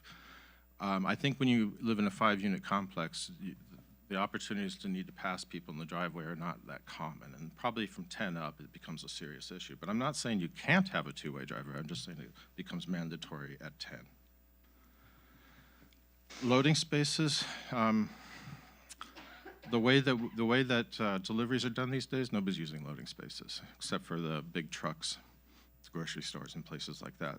I'm still requiring that for those, but for most other uses, like small places, we don't need the loading spaces. We free that land up for other uses, including additional parking. I also am proposing extensive upgrades to the landscaping requirements for parking lots. Currently, we have some of the skimpiest landscaping requirements of any city I've ever seen. So this will put trees into the parking lots. It'll enhance the borders around the parking lots. It'll be a good thing. It'll provide shade, reduce the heat island effect for the city. It's all good. About flexibility, the city gave away all of its flexibility. I was reading through the code when I came back in 2021, I think, and I couldn't figure out how anybody could, under any circumstances, get a variance or any kind of leeway if they were just like one parking space short. It just became impossible. But there are situations where flexibility is good. So imagine that Trader Joe's finally decides they're going to do their Hawthorne store, but they can't come up with all the parking. They're going to be one space short. If we don't change our codes, I will be telling them, go away. I don't want to do that. Same thing with other desirable uses. We need to have that kind of flexibility. But this also provides us with some other flexibility, which I'll explain. So the new ordinance allows the planning director, for now me, to flag projects with insufficient required parking. So they meet the required parking, but I look at it and I say, this use doesn't have enough parking in reality. What I can do is order a parking study prepared by a professional engineer. That gets sent to the Planning Commission and they get to make the decision. All I get to do is flag it. On the other hand, if the developer feels like the requirements are too high, they can do the same. They can hire a professional engineer to do a study, present that to the Planning Commission, and the Planning Commission can decide whether or not they agree with them or not. This is also a very much more streamlined process than, say, a conditional use permit. Greg? Yes. And for that last item, bullet point, do you just present this to them and have them make a decision, or do you give an opinion for or against that parking? I would give an opinion. I would either support the developer's contention that it's too high, or I would say it's not too high and this is why. Are you obligated to give them an opinion, or can you just? No, I can always tell them that I'm neutral. I tend not to. Well, I'd much prefer you be neutral about this. I haven't been happy with some things that have happened in the past, but okay, that's a different But topic. the key point here is, though, the Planning Commission makes the decision, not me. And of course, as you know, all Planning Commission decisions are appealable to the City Council, and you guys can call things for review if you don't like the way it went. That part hasn't changed. So this new process is flexible, fast, and has adequate guardrails, I feel. Okay, a little bit of municipal code housekeeping. Currently, the parking regulations are scattered throughout the zoning ordinances. There are 8 chapters, probably. The new ordinance basically consolidates all that information where it's easy to find. So if you're dealing with parking, you go to the parking chapter. That's not the case right now, at all. So within the parking chapter, the regulations are disorganized and confused. They're just kind of like, every time we amended the parking chapter, we just added to the end, and things don't follow in any kind of logical sequence, so this changes that. So that, in a nutshell, is what this ordinance does on a high level. The details are in the staff report, which everybody has, and the public has had access to. So I'm available for any questions right now. To the chair.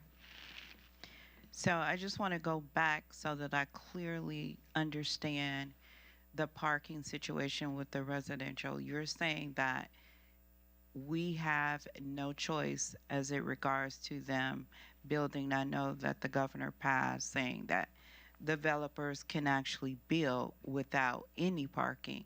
And you're saying, or you're proposing that we suggest our parking ordinance when they come. Yeah, there's a key part that needs to be said. They can say no or low parking if they're following one of the laws or they're using density bonus, and these things have been accumulating for decades. So, but most of them have happened in the last 3 years. Okay, so they have to do certain things, and we'll check to make sure they do them. But once they've done that, then they can say, yeah, I want 2 parking spaces for 100 units or something. We can't say anything. Now, if they're not using any of those laws at all, then they do have to follow our guidelines. Okay. Now, there is another exception, and that is when they're built within a half mile of a transit stop. So, like, for example, the C Line station, it used to be called the Green Line.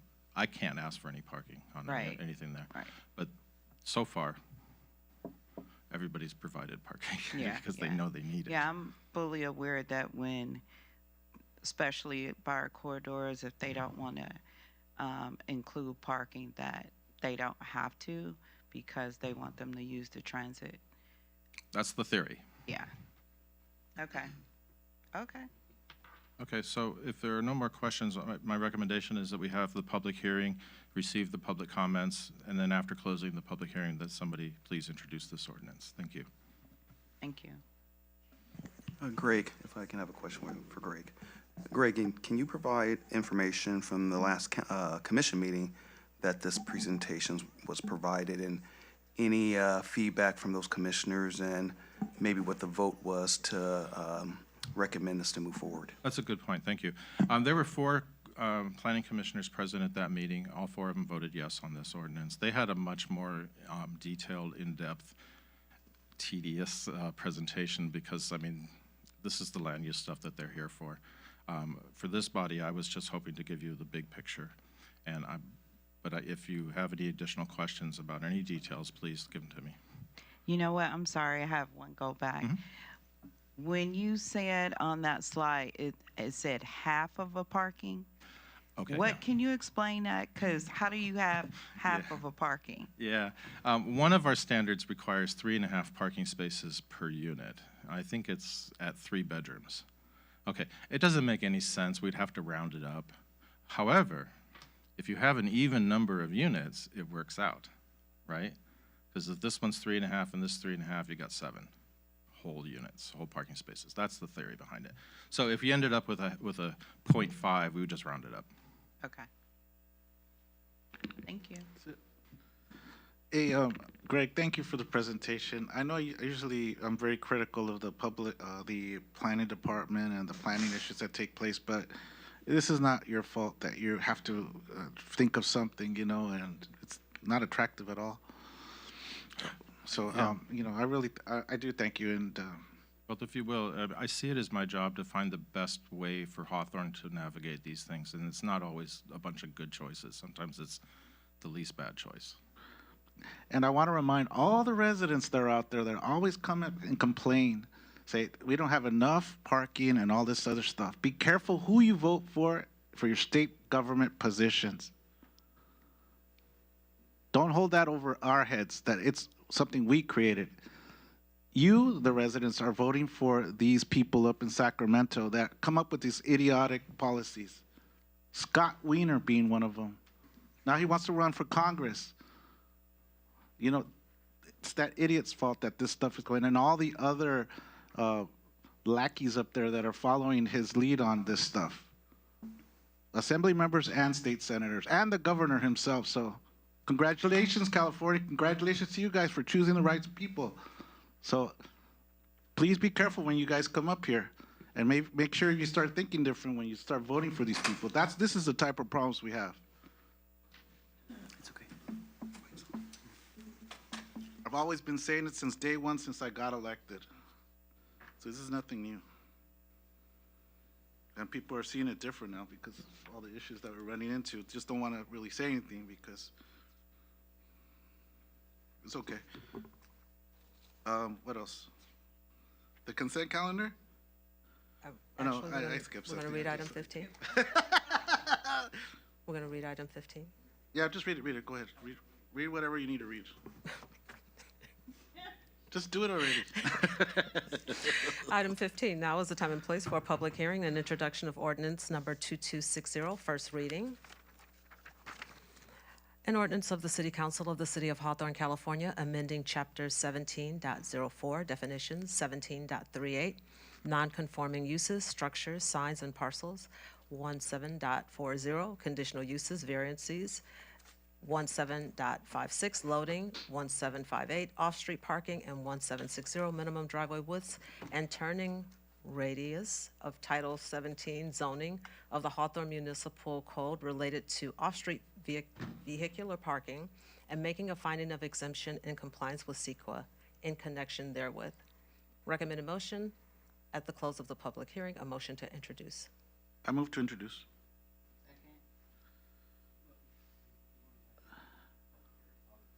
I thought I thought that was just simple introduction? Okay, all right. Now's the time that residents can comment on this, what they just heard. So actually, I sense that there may be some people that want to talk about it, so that's good. I sense correct? Okay.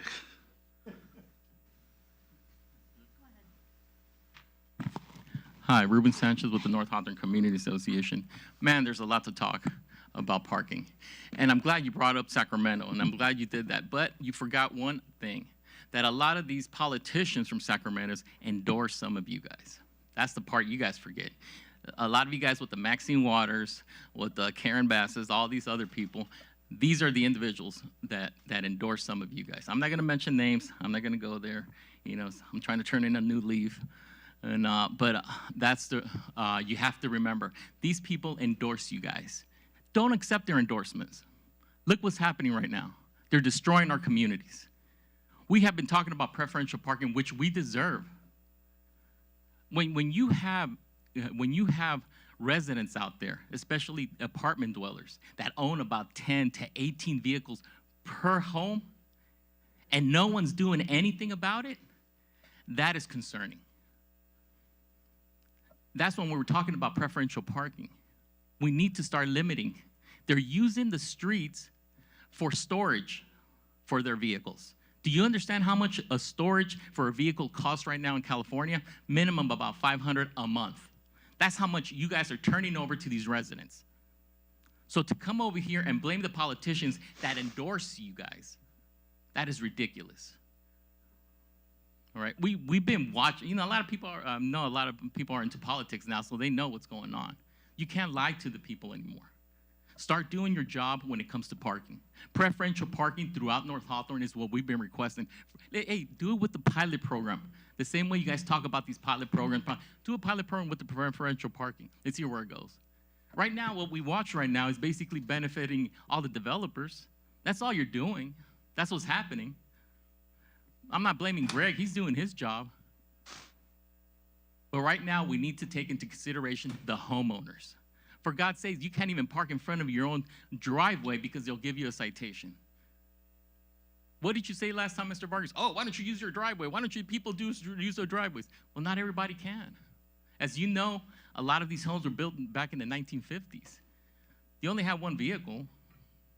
So take into consideration the feelings of the families, the homeowners, the taxpayers that pay for these schools, the high schools and the Hawthorne School District. They need to be taken into consideration when it comes to parking. Preferential parking for everyone throughout North Hawthorne, and we're going to stand by that. And we're going to be looking to see who's going to support or just blame Sacramento. As I said, same politicians endorse the majority of you guys in here. Thank you very much. Have a good night.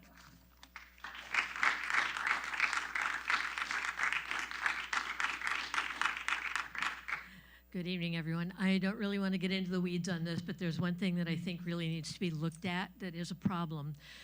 For many of us who live in the residential areas, especially since there's no place for commercial vehicles to pull over to make deliveries right now, what'll happen is you've got 4 lanes of width. Parking takes up the curb on both sides. There's room, theoretically, for one vehicle to be coming each way. The reality is you get an Amazon delivery and you get a UPS delivery truck, and then you've got another one down here and another one down here, which happens on our street all the time. It also has speed bumps on it. So what you end up doing when you're trying to get the half block from the cross street to where your own driveway is you're pulling around the corner, then you're pulling into the opposing lane to pass this truck, back into your own lane to pass that truck, back into the opposing lane to pass that truck, back into the other side to pass this truck. So you're weaving your way down the street and up and down over the speed humps, and there's no space in between. So when you're passing those big trucks that are parked there making deliveries, a lot of the times you're having to watch where your rearview mirror is because it's about to hit the rearview mirror on the truck going the other way. The other place that's a problem, we live on a block that's behind a school, and when the schools get out and the kids are coming out of there, they're darting in between the various vehicles and the various trucks. And it isn't an if thing, it's a how soon thing before somebody gets run over. I don't know what the answer is in terms of the commercial vehicles, but I can guarantee you that I have to weave at least 3 times every time I go down my block. And that's endemic in a lot of the areas in the city. So if there's somebody who can come up with a better solution to that, I'm all for it. Thank you. Thank you, ma'am. Anybody else? Right now's your opportunity. If not, is anybody else? If not, I declare a public comment over. So now let's move on to the vote. I make a motion to introduce. No second needed, right? Yeah. Okay. Thank you. 16, miss? 16, right? 16. General matters, Madam Clerk. Item 16, development of hangars at the Hawthorne Municipal Airport. Recommended motion, no motion, informational item only. Staff recommends the City Council receive the staff report on the development of Hawthorne Airport hangars. Point of information, Mr. City Attorney, you do respond to public records requests Yes. when they're submitted to you? Yes, of course. Okay, so just make sure you just respond to these as promptly as possible. Sure. Related to this item, just so people will get to hear anything. That's right. If there were any oral requests for public records, I'll make sure to respond. Yeah, please. And then maybe if there's individuals here, you can And talk to. through the chair, just to make sure that the people understand that even this, we did ask for California Environmental Quality Control called CEQA.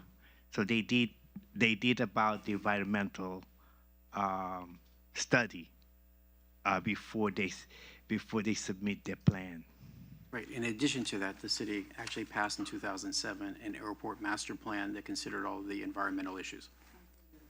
Sure. In addition to that, the city council back in 2007 did pass an airport master plan that considered a lot of the environmental concerns. Couple of council meetings, we did ask for noise, to look for Archer to look into noise as well, so. And through the chair, actually, one time we did apply for retrofitting the windows of homes in Hawthorne. We were denied by FAA.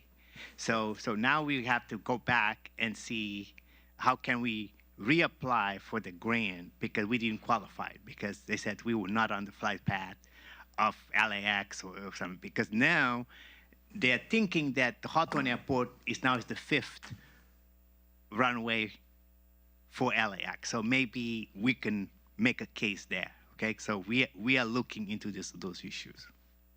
Thank you. And that's also why I said that Congresswoman Maxine Waters needs to be responsive to this, and you need to appeal to her to be able to support this. She's our federal representative. She's if you put the pressure on her, as a resident that live in the airport area, God willing, she'll be responsive and be able to follow through and tell her agency to grant us the approval for this. So, I mean, it's a serious call for you guys to take action when it comes to that. So, okay. Anybody else? All right. So, 17. Item 17. Oh, just a moment. I'm gonna let the city manager introduce this one. Absolutely. Good evening, Mayor Pro Tem, council members. I have a special item here, not too political. It's regarding a farmer's market. Pat Donaldson from the Hawthorne Chamber actually introduced me to two individuals, which I will let Kimberly Mack from Housing introduce them, but two individuals that have experience with farmer markets, and they would like to bring a weekly farmer market to the city of Hawthorne. So with that being said, I'd like to introduce Kimberly Mack, Housing Director, that has helped me coordinate and put this presentation together. Thank you. Good evening, Mayor, Mayor Pro Tem, council members. Now is the time for a joyous occasion to think of healthy things and nothing bad. So let's focus on bringing a professionally certified farmers market to the city of Hawthorne. Hawthorne has had farmers markets in the past, but nothing like what you will see in the presentation tonight. So I'd like to bring up Mr. Sean Sparks to come up and give us a brief presentation on the farmers market. He is with Local LA Farmers Market. Thank you. Do you need help powering up the PowerPoint? No, she should have it. And I'm gonna have a lot of questions. Oh, maybe. Okay. I am a Mac user.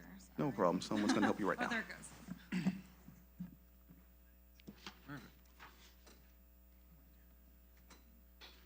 First of all, thank you for having us. We're very excited to be here today to present our vision of bringing a certified farmers market to the city of Hawthorne. My name is Sean Sparks. My partner's name is Jennifer Greenbaum. We are with Local LA Farmers Markets. Over the past few months, we've had the pleasure of working closely with the Chamber of Commerce, the city of Hawthorne, and together we've explored a farmers market should look like here and how to tailor it best to the community. We believe a farmers market should be more than just a marketplace. It should serve as a community for fostering connections, supporting local business, fostering community engagement, support healthy food, and just be a great experience for the community and vendors. We believe the market should be, Here is a brief overview of the market schedule, what it will look like each week. It'll be a Sunday 9 to 2 market with a 6 a.m. load-in, and then we'll have it all cleaned up by 5 p.m. We have an opening date that's hopeful for April, if not sooner, and some possible closure dates there that has been discussed. In working with Vaughn, Patricia, and the city departments, we've identified it as Betty Ainsworth parking lot as the optimal location. The site that you can see here provides an amazing layout, parking for both customers and vendors, and plenty of room for expansion for the market. We'll come back to the mix of vendors and the market growth in a minute, but first let's take a look at how we're proposing to set up the market's structure. The market will be set up under the Chamber of Commerce, that is the market operator. Setting it up under the Chamber is setting up the market for a long-term success directly under a city entity. Local LA farmers markets, we will be the market manager.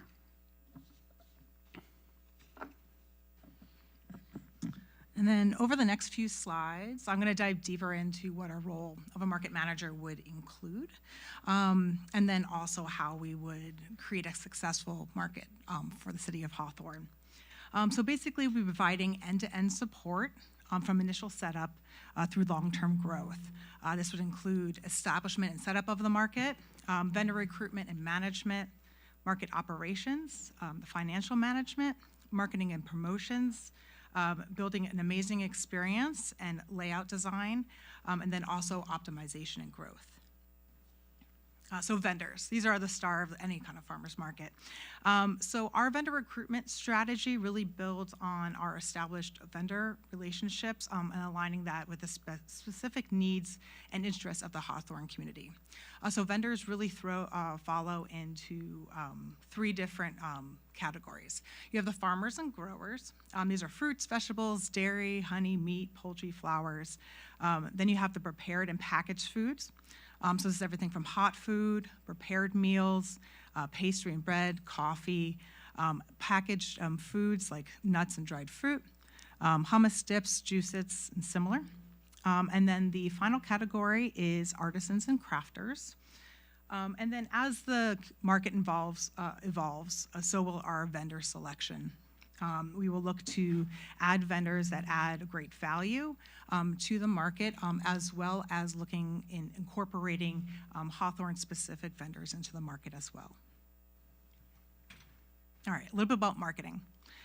So we are really looking at establishing the Hawthorne Farmers Market as a weekly community tradition. Marketing is basically broken up into three different phases. The first phase is really awareness. So leading up to the launch, as well as the first few weeks of the launch of the market, is really building that awareness that it's here, it's new, Hawthorne has a new farmers market.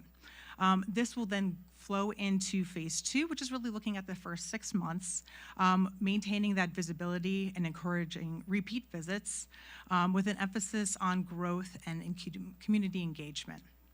And then once it becomes more established, we're going into phase 3. And this is where you really start to see it becoming more of that tradition. And we're looking at building long-term retention. So here, our communication changes into more of becoming top of mind, what's new, what's going on in the market, and also what's in season. All right, so market growth. So just want to go over some numbers here. So looking at the numbers, I want to take you through what we project the market would look like for over the next 3 years. These numbers are based on several different factors, including Sean's time at the Marina Del Rey Farmers Market, when he managed that, building it from 12 different vendors up to 90 over 3 years. So year 1 is a building year. We are looking to open with around 32 businesses. This would include about 44 tents or stalls. By the end of the year, to growing to at least 41 businesses. Total estimated yearly revenue, around $124,000. This revenue comes from vendor fees that are paid in. And then we also included daily foot traffic. So these are the foot traffic that you see in the slide is for each of the market individual days, what to expect. In year 2, expanding to about 52 different vendors. The estimated yearly revenue would go up to around $172,000. For year 3, growing to at least 78 different businesses, and then a yearly revenue of around $271,000. All right, so how are we going to achieve this? We looked already at our marketing, and so in addition to that is how we continue to have continual optimization and then growth. So first we look at a lot of different measurements. We track attendance, vendor sales. We gather a lot of community feedback. A lot of this is in person. People are very vocal when you come to a farmer's market. And then also online as well. And then also all of our digital marketing campaigns and online efforts, we will look at the analytics here. This will give us a really great baseline and a pulse of how the farmers market is doing, and also give us a lay of the land of where we can make optimizations and also different growth. So with optimization, we look a lot about vendor placement, adding new vendors that are as I said before, that are gonna add value. Market layout, how is the flow of traffic going? Looking then also at our marketing and our messaging and how to make refinements there. And then one of our favorite parts is the enhancements, really creating those experiential components that make it then more than just a market. So looking at live music, adding in a dining area, or the different seasonal events that we can move and to the market mix as well. So this is really looking at what the community wants to see at their market and looking at what we can incorporate in. So at this point, we want to open it up to any questions that you have. Thank you. To the chair. Go ahead. I was just curious about the 20% back to the chamber and to the city. What split is that? Who gets what? Oh, Do we 10 know and what- 10. 10 and 10? Okay.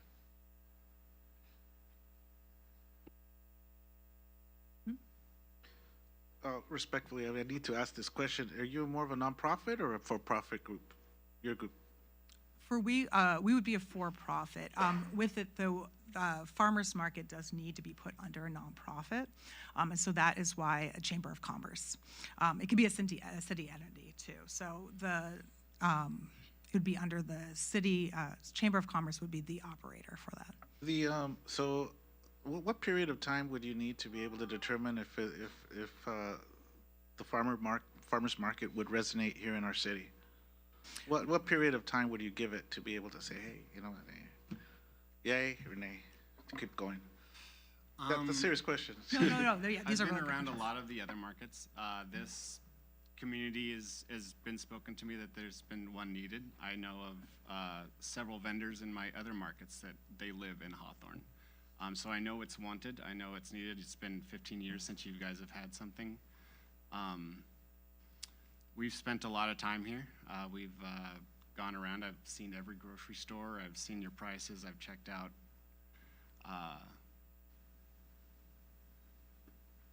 I've done the footwork to make sure that it would be a very profitable, very wanted experience here. So what period of time would you give it to be able to determine if it's a success or not? About 6 months to the year. We're going to be able to Okay. be able to tell. So. Yeah, you're right. We've had experience here with like other farmers market, but over there in the Holly Glen area, and pretty sure the residents over there would prefer to have it over there. I don't know if they'll come over here. I think that's kind of whatever. No comment. Okay. One of my concerns is that I think it's a great idea if it's an opportunity for a meeting point, like a nexus for people to come and to be able to get together and, just for it to grow. I'll definitely love to see it somewhere I would like to go hang out. But the prices, I mean, look, we're a working class community. And so, people like to go to Superior to over here too. What are they? Top Value, Superior, certain like, certain supermarkets that have like kind of discounted Northgate, that have discounted like produce, etc. So that being said, how competitive or how will the prices compare? And do you believe you would be able to draw that demographic that's people are working 2 jobs type of deal, and will you be able to do that, or are you just going to be solely kind of drawing those that have like a higher, like mid to higher level income? No. It's a question, right?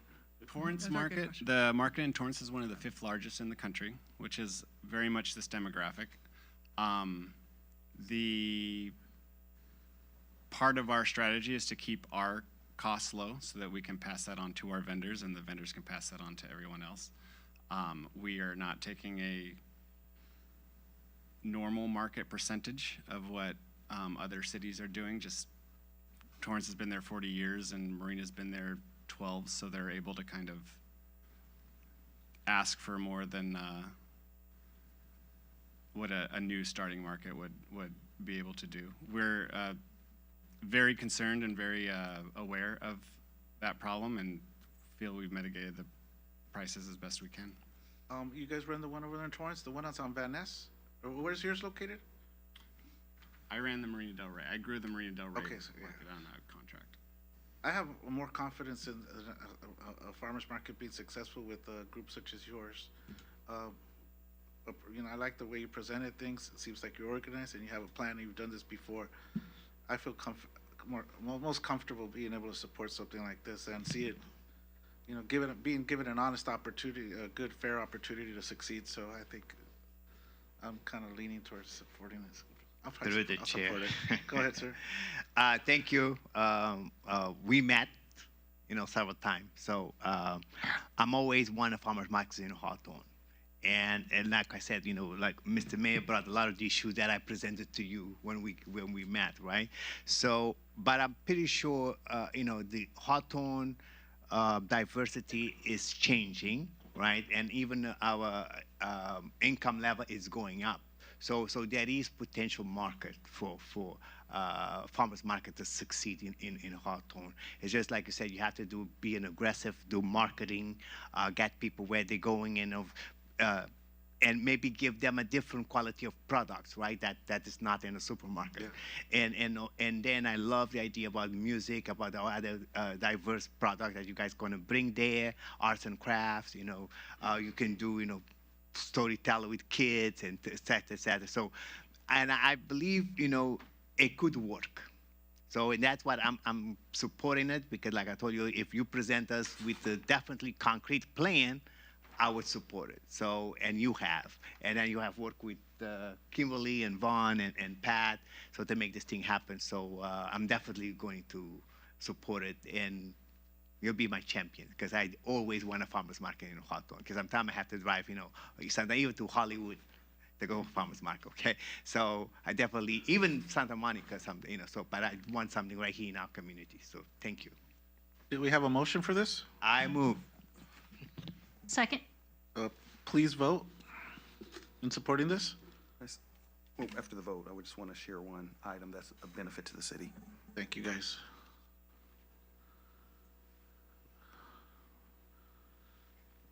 Okay. Oh, I'm sorry. One item I wanted to mention on the city side. After speaking with the group here, that each vendor will have to obtain a business license.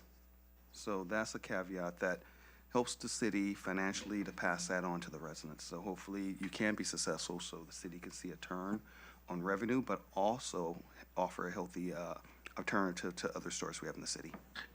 Thank you, sir, for mentioning that. And in order to support events like this and other events that are nice that require vendor permits, have you've kind of strategized to be able to expedite, to facilitate, make the process for getting those as efficient? Yes, we did speak it's a about consideration, that. right? Taps, I mean, yes. you know how we run in the past, okay.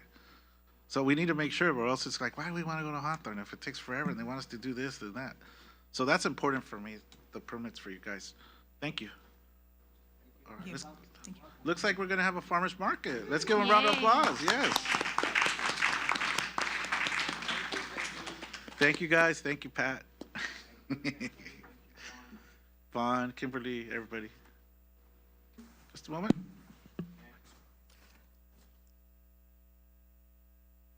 We have to.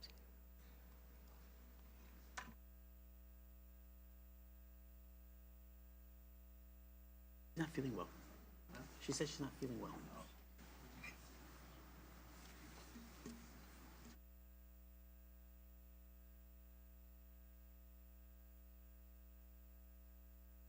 Two-minute recess. We can establish what's going on here. Okay. 2-minute recess.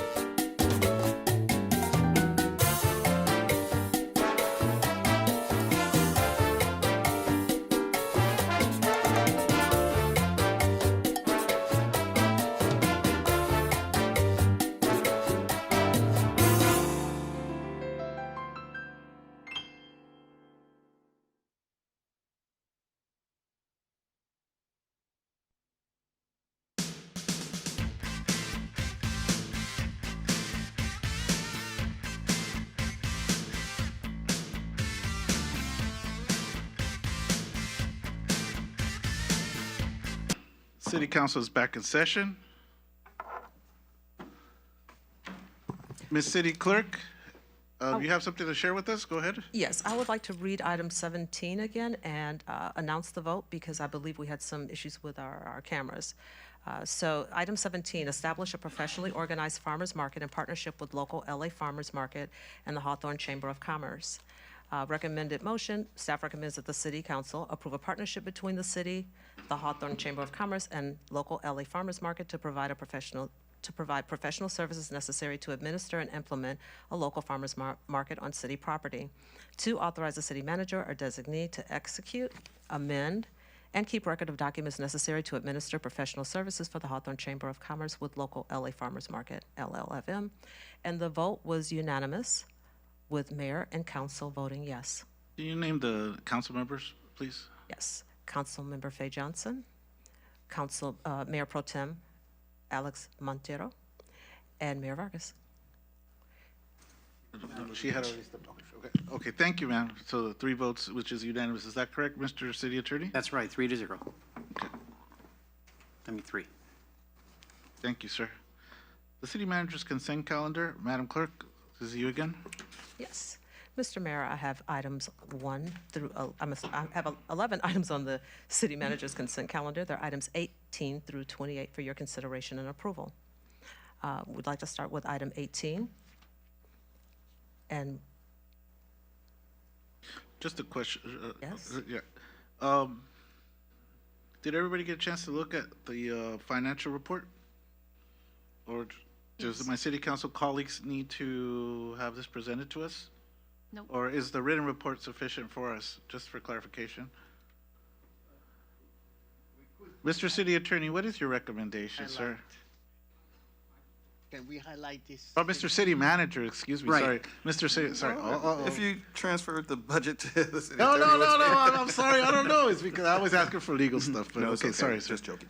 I would ask to allow Felice Lopez, our finance director, to do a very quick presentation. Okay. I think her and her staff put a lot of time into this, and for transparency, but we can ask her to give a quick recap of it. I would recommend that.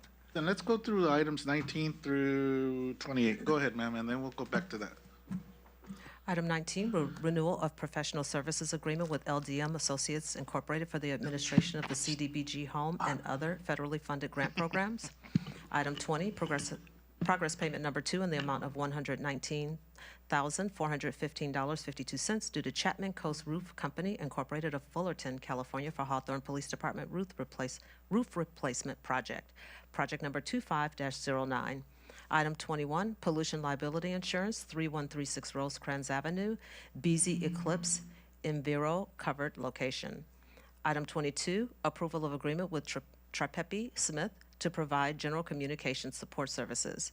Item 23, agreement between the City of Hawthorne and the Riverside County Sheriff's Department to provide overtime funding for after-hours or weekend investigations and or enforcement. The Hawthorne Police Department was awarded $200,000 to be used for narcotics enforcement, which has been adopted into this year's budget, 25-26. Item 24, approval of a purchase order in the amount of $26,325 for the purchase of a mobile surveillance trailer from Wanco. Item 25, progress payment number 7 and final acceptance in the amount of $119,596.93 due to Partis Air Incorporated of Los Angeles, California for Hawthorne Memorial Center HVAC system upgrade, project 23-08. Item 26, progress payment number 5 in the amount of $2,090,367.47 due to Martinez Landscape Company Incorporated of Sylmar, California for City of Hawthorne New City Yard, project 24-02. Item 27, progress payment number 10 in the amount of $1,629,549.28 due to PCN3 Incorporated of Los Alamitos, California for City of Hawthorne New Senior Project number 24-03. Item 28, progress payment number 2 and final acceptance in the amount of $50,266.45 due to American Wholesale Lighting of Livermore, California for the Police Department Lighting Project. Mr. Mayor, that concludes the City Manager's consent calendar. May I have a motion to approve items 19 through 28? I make a motion to accept, I make a motion on all items presented. So move. Second. Okay, please vote, folks. Please vote.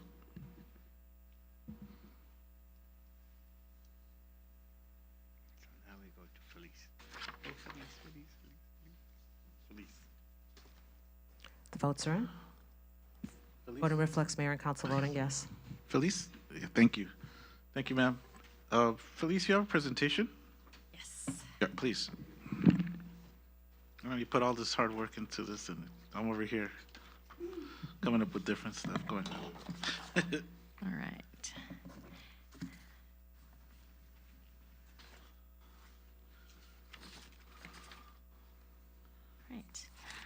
All right. Good evening, Mayor, Mayor Pro Tem, and Council. I do appreciate the opportunity to bring you the first quarter financial report.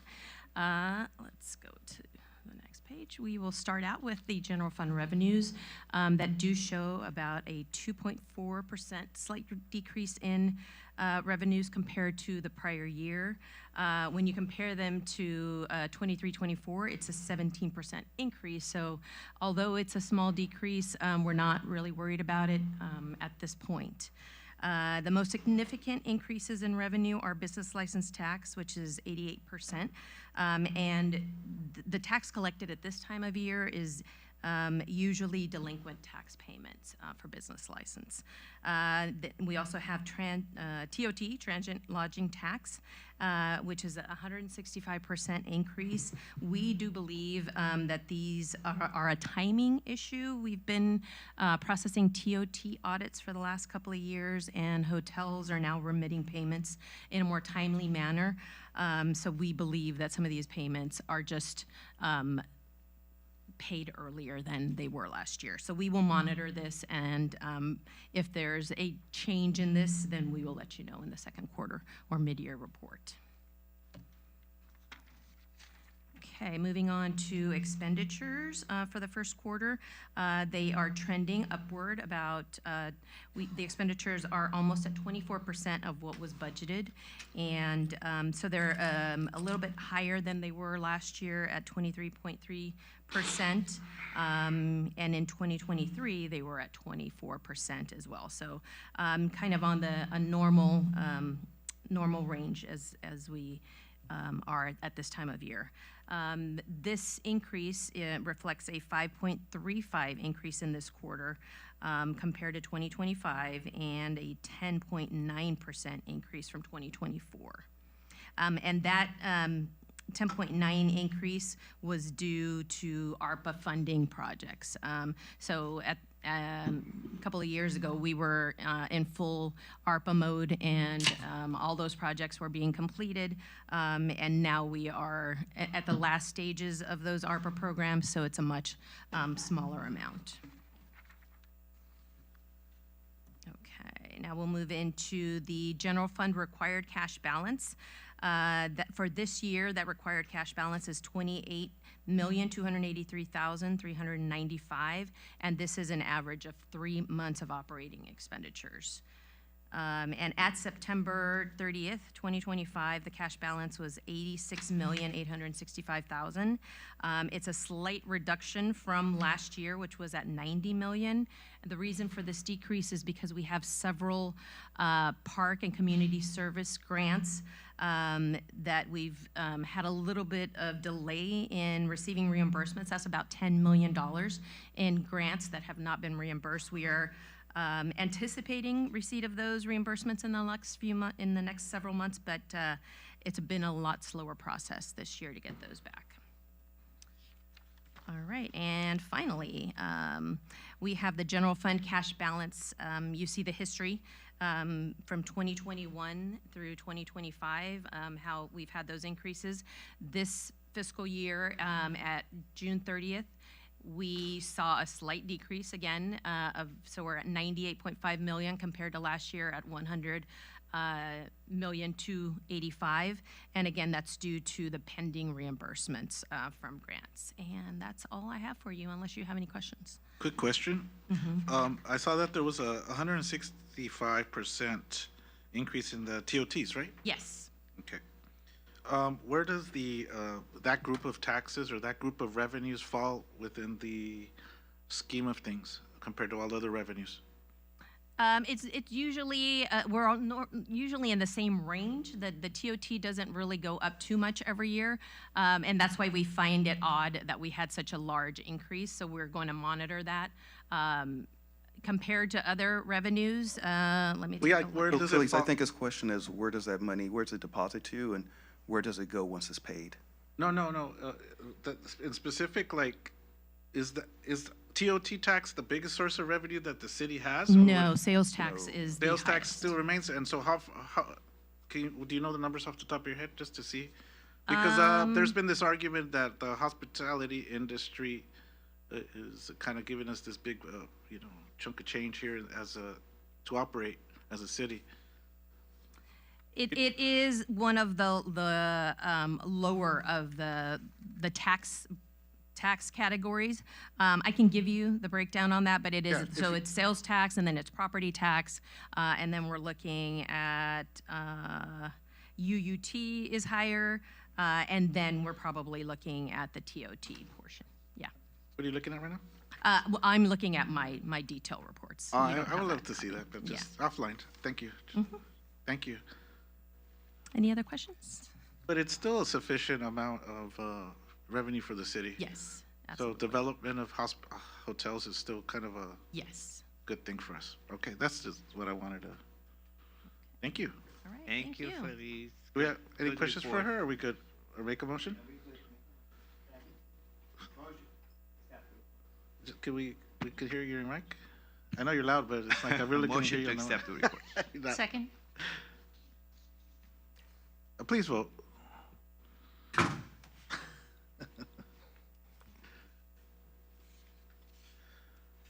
The votes are in. Okay. Vote reflects mayor and council voting yes. Thank you. City Attorney's consent calendar.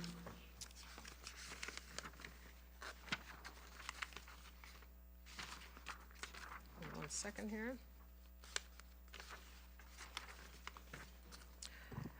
Item 29, claim for personal injury by LaDesha Tucker and Irvin Tucker Jr. Recommended motion, staff recommends that the city council deny the claims made by LaDesha Tucker and Irvin Tucker Jr. Move. Second. Please vote.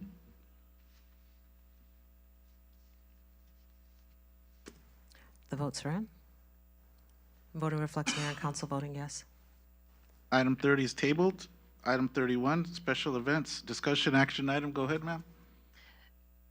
Thank you, Mr. Mayor. I'd like to bring to the mayor's attention and the council's attention and the city's attention of an issue that I discovered. To give a little backstory, back in May 27th, our meeting in May 27th, city council meeting, the mayor had an item, agenda item prioritizing city events in accordance with city resources. And we were discussing this issue because we have too many events, staff are overwhelmed and unable to do their jobs. The things like the permit process was being delayed, people are calling and staff are out planning events, staff are here on too many weekends. Other cities have events during the week. We have too frequently staff are away from their family, staff is overworked, and in 2024, we had 47 events, and at the time of this meeting in May, we had 24 events. So the mayor proposed a resolution and made a motion to do the following: have a line item on the budget for all events and budget for the whole year. Just want to clarify, that was a motion I think the mayor made. Oh, I'm sorry, a motion. I apologize. And then all city events are organized by city staff only, and city council is not allowed to organize, host, sponsor, produce flyers with pictures, etc. No association with the city events by city council. Council may bring ideas for events before the council for approval if they believe the event will benefit the city as a whole. All events outside of the list must be voted on. We also voted that if we state we are in partnership with someone like the chamber or a school or another organization, they are the lead and we are the support, i.e. the city is the support. We're no longer the primary on those particular projects. The motion was seconded by Mayor Pro Tem Montero, and the council members voted unanimously to adopt that resolution. A lot of conversation went back and forth, everybody agreed, and just to cut it short, we decided to consolidate a couple of the events that we had been having. One was the turkey and the Operation Gobble turkey and toy giveaway. We were going to do that with the chamber. The city was going to do that with the chamber. We were going to keep Mother's Day as a city event, and we were going to do recognition at City Council for Women's History Month in March. The spring event, Earth Day, and Service Provider Fair were all going to be one. And the meet and greets were going to be quarterly and were going to be the responsibility of the chamber. Everybody agreed. Everybody said this is what we were going to do moving forward. In November, on the 12th, at our meeting on the 12th, the city council meeting, we all left that meeting assuming that we were going to have Operation Gobble combined with the chamber on Tuesday, November 25th at 1 o'clock. It was announced, everybody was happy about it, everybody was in agreement that this was going to be done with the chamber. We've been doing these for 18 years and proud that this year we are partnering with the Chamber of Commerce, and we would like to give turkeys to our workforce, employees at City Hall, and the community. So residents left, I left, everybody left with the understanding that the city would be having one giveaway with the chamber at Betty Ainsworth Sports Center. Instead, after scrolling through social media, I find out that a council person, Councilwoman Angie Reyes English, had a turkey giveaway of her own using city resources. There was no notification, no flyer, all without council approval. This was separate. This was the Operation Gobble, which was supposed to be the combined with the chamber. So it was separated out from the chamber and done on her own.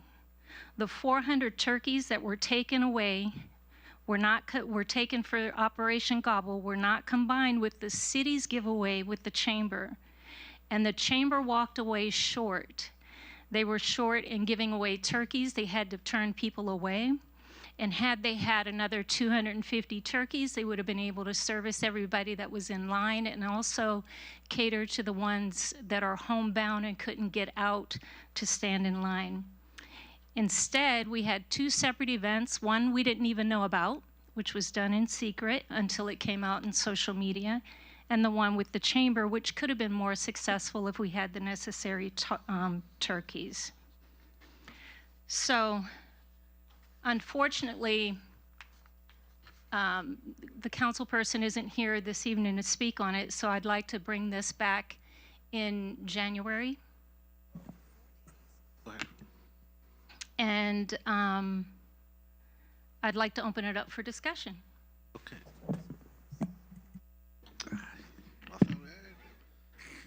I think there's no reason why we can't discuss this and follow through on whatever is on our minds and whatever we want here, okay? People have a choice to be here at this meeting or not because of the importance of the city council meetings, okay? Okay, so I think there's no need to really need it back. People can come and make comments after. That's the first thing. I just want to let the residents know. Oh, everybody's looking at me. Unfortunately, we have like a culture in state government and in the city of Los Angeles where council members, state assembly members, and state senators have these gala events, these events promoting themselves for their districts, within that they represent at the Senate level, at the assembly level, and the city of Los Angeles. And it's easy to think that, you know, we as a city, you know, that same type of culture should extend to what we have here in the city. But we're a humble city. We're not built like those groups over there. As a matter of fact, a lot of those things that these elected officials in those seats in LA, city of Los Angeles, and state senate, and, you know, state assembly, it's these types of backdoor deals or these backdoor actions and this type of culture that breeds corruption, that allows for things to be done in secret, to be done that's improper, and that puts people in the middle, in particular our city employees. So we have examples of that. Mark Ridley Thomas. We have Mark Ridley Thomas, Curran Price. Why not? It's a shame. You know, people who've been caught up with the little different things. You know, Steve Bradford's being, you know, has his little events and stuff, and you know, it seems, yeah, okay, now I'm a council member. Now I should be able to do this, and that, and just promote myself and have these jazz festivals and all these different types of things. And we need to move away from that. We need to move away from that. And I think I've done a pretty good job as mayor and the council members here to keep ourselves out of the newspaper, like our 3 previous mayors and council members that have ended up in the newspaper and in trouble with the district attorney because of these types of things where things are on paper and established and they go behind the scenes and try to put the thumb down on our employees, including our city manager, on having things done that's not in line with what policy is. And I think that needs to completely end. Elected officials can't sidestep the codes of conduct, of decorum, and the prohibitions on using city funds for personal political gain. These are backdoor deals, plain and simple. There's an element of bullying as well, and that needs to stop because threats, unveiled threats, or veiled threats of that employees here in the city that if they don't comply, if they don't do certain things, that their job is at stake. I've had employees talk to me about this, how they're afraid. In fact, we've lost 3 employees within the Parks and Rec department, and that's not good. So this needs to stop. So just to clarify what elected officials can do under the city council. Hey, I'm talking. You didn't want to, so okay. City of council members can propose agenda items on the agenda. These are things that you guys can do. There's some limits. Submit proposed items on the agenda where you introduce new events, and then the city council can decide to add that and make it an official city event. You can also submit no more than 1 proclamation or presentation per meeting. And you can make administrative directives and, for example, guided under the new ordinance that we have today. So just to clarify, it was a 5-0 vote that took place in May to no longer allow any city council member to host, quote unquote, host or sponsor any event that wasn't already approved on the list, okay, by itself or in partnership with the Hawthorne Chamber of Commerce, by the city or in partnership with the Hawthorne Chamber of Commerce. We're empowering the Hawthorne Chamber of Commerce. The approved motion requires that only the city or its city manager is to host or sponsor the event. This was because I was concerned, and others were concerned, that the city was engaged in too many weekend events, as was already mentioned by Councilmember Faye Johnson. And this actually caused at least 3 of our employees to leave because of the frustration and the intimidation they received because of these putting resistance about, trying to keep in line with what our policies were. So it has also come to my attention through outside sources, not because of today's meeting, I just didn't put it on the agenda for discussion, that several of my colleagues, not just one person, have been trying to get city staff to organize events and have actually organized events that may not be on the approved list. Point of information. Yes, ma'am. Just so we're clear, because I'm getting mixed messages from the way you're phrasing it. It sounds like they can be involved if it's on an approved list. No. Okay. There was thank no you. involvement. Absolutely. Actually, if that's what you wanted me to underline that, no. Staff is the only ones that are supposed to direct that. They're not supposed to be involved. We established that. It was very clear. It's not allowed. And so I want to remind my council member colleagues, or on the record, people can come and view this video later. I want my our city manager and our city employees to know that we have your back. There's sufficient people up here that I believe that will have your back. And it's something we decided on. It needs to be followed.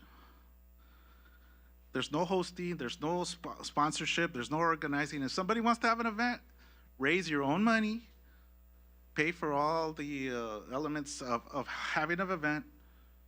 You pay for the location, you pay for the staffing, the policing that needs to take place.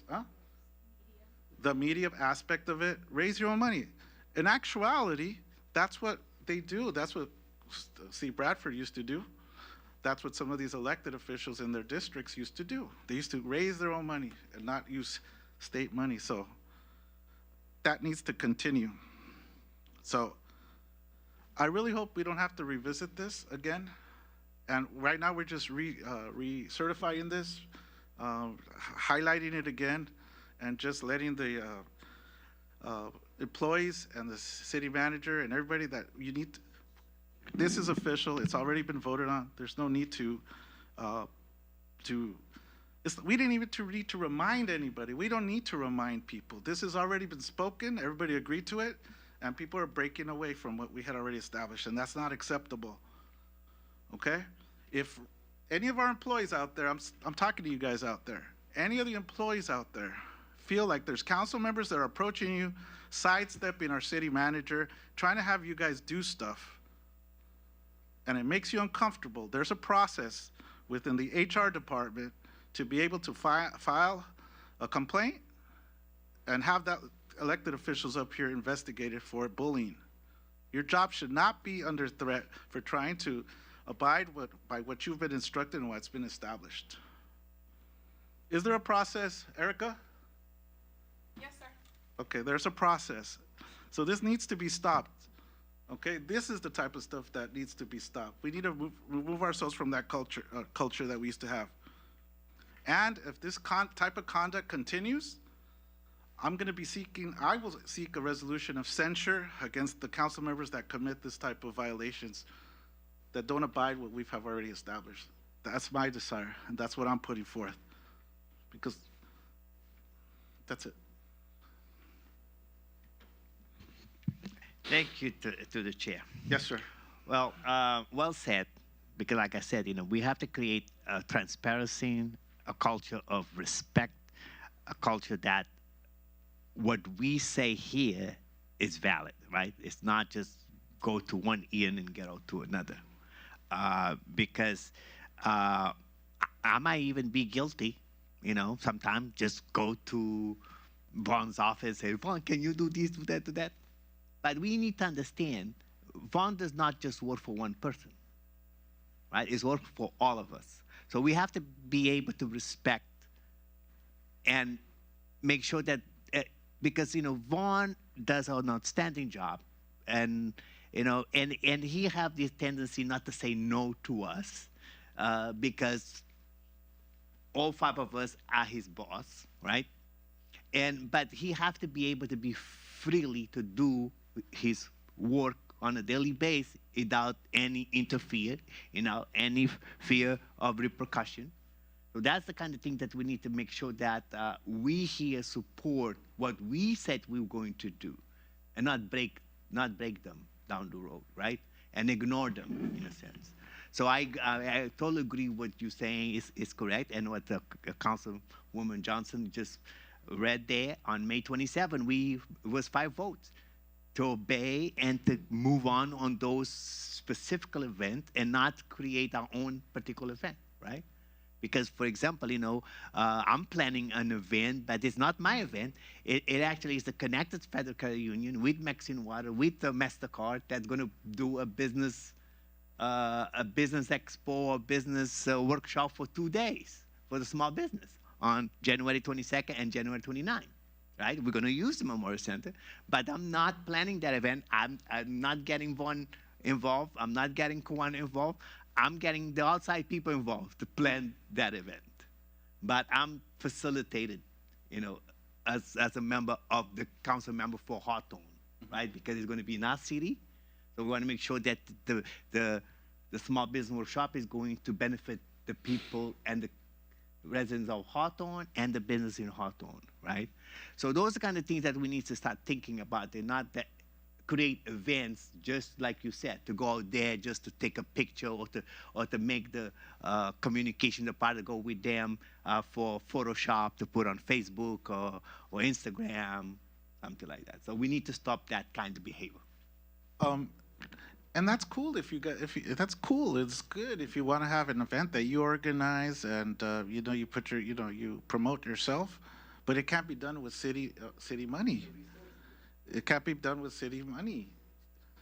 Or put the work into it to have an event yourself.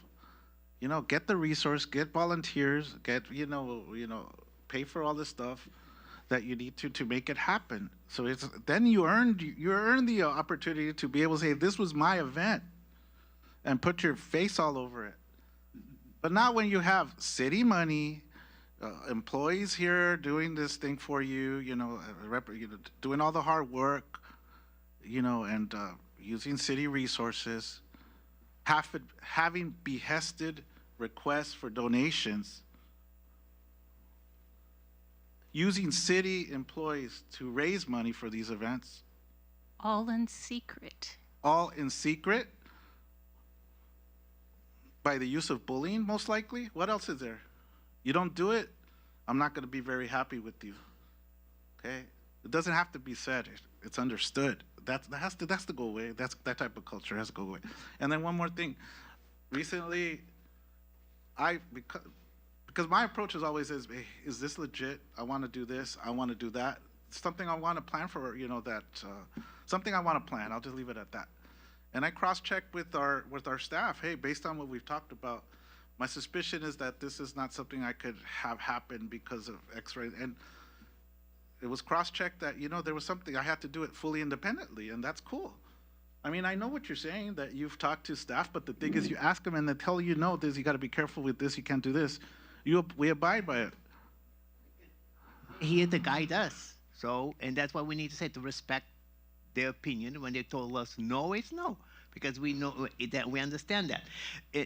And the other thing is to make sure that, all of us on the same page here, right? So it's not just one person, but it's all of us, right? To make sure that we're not going to be doing this stuff, and then it's going to come back again, and we have to refresh again. So these, like you say, it has to stop, and it start today, and let's move forward. And that with all these new guidelines and the new instruction, that it will not happen again. And then that's it. And that's it. And I think one thing that we as a council are responsible to do is, one, transparency with the community. We shouldn't be having events that you guys aren't allowed to come to. We shouldn't be having events that any of the elected officials are not allowed to come to. We also have to take care of our staff. I mean, imagine if you come to work every day, go home every day stressed out thinking, will I have a job tomorrow? That's cruel and not necessary. So I will do with every ounce of fiber of my being, protect the staff from that happening. I will scream from the mountaintops. Everybody will know if that starts happening, because we have very good staff. Indeed. You want to lose somebody good? Treat them like crap and see where they go. They'll go where they're appreciated. So if we don't appreciate our people, they will leave. And then we end up with somebody who's a bump on a log, who never does anything because they're afraid to think outside of the box or to challenge the edges to make us a better city because, oh my God, I might lose my job. That has to stop. And I will speak out against it every single time that I hear it. We don't treat people like that in our city. So, as a point of... Let me just say a final word on this. And another thing that people have to understand, that individual, we have no power. It's a collective. Exactly. Of this body. Here's where we make laws and change a resolution or change policy. Not just by one soul. No. It has to be at least 3 souls. Exactly. That's it. Thank you. And so if I could just get a point of information here, I show that we have 3 events going on in December. We've got the holiday home decorating contest, which the deadline for that is this Friday on the 12th. We have the Winter Wonderland, December 19th. And we also have a Christmas toy and food giveaway with the chamber, which means the chamber is going to head this up on the 22nd. Is there anything we're missing? Excuse me. From the city standpoint, no. There are other events in the community. I don't Yes. have those in front of me. I have the Grinchmas. Okay, so, but the 3 Yeah, that but you... that has nothing to do with, okay, yeah, the gun buyback. But no, the 3 events you listed are city approved. City approved. Ran by the city and operated by the city, co-partnered with the chamber for the toy giveaway. Okay. Yes. So none of the council should be asking you for support, or any of the staff for support in any other functions that is not on our list. And they shouldn't be asking for support anyway, period. They're not involved in events. If they're doing an event, if I'm doing an event, we do it on our own. You pay for your photographer, you pay for your venue, you pay for your staff to come. It's not a city event. It's not city sanctioned unless you bring it back here and we vote on it and everybody knows about it. Anybody can attend, we can attend. Okay. Now, I was going to make a motion, but I'm willing to, go ahead. Okay, I want to highlight again that using city staff to make telephone calls to raise money for individuals' events is prohibited. We complain about, and I have to call it and be as open and very open about it. That's happened. And that's happened with for at least one or two council members that are on the dais. I don't want to say names, but the thing is that that's prohibited. We complain about there's been complaints, oh, so-and-so doesn't pick up the phone, so-and-so doesn't, because they're on the phone trying to raise money for people's events or making phone calls, organizing stuff for people. That's prohibited. That's not good. People need to be doing their job function here, and we're not taking them away from that. And that's what busts morale in a municipality. You know, there's a threat of like losing your job, being bullied, and being scared. That if you don't do this, so that needs to end. And or you have HR to return to, and you already have what's being stated today established again. So I know you're going to make a motion, but I'm not going to. You're going to. I'm just going to ask. But what I would like to see is there just a vote to establish concurrence on what we've established up here. Just that's what I would like to concur on everything that we said up here. But go ahead, go. I was just going to make a motion directive that the city manager review or the staff review the motions that we went over on the 24th and compile a staff report. Do you feel that's necessary at this point? We've already established it. Okay. Everybody heard it. There's I no take need for that that. back. There's really no need for it.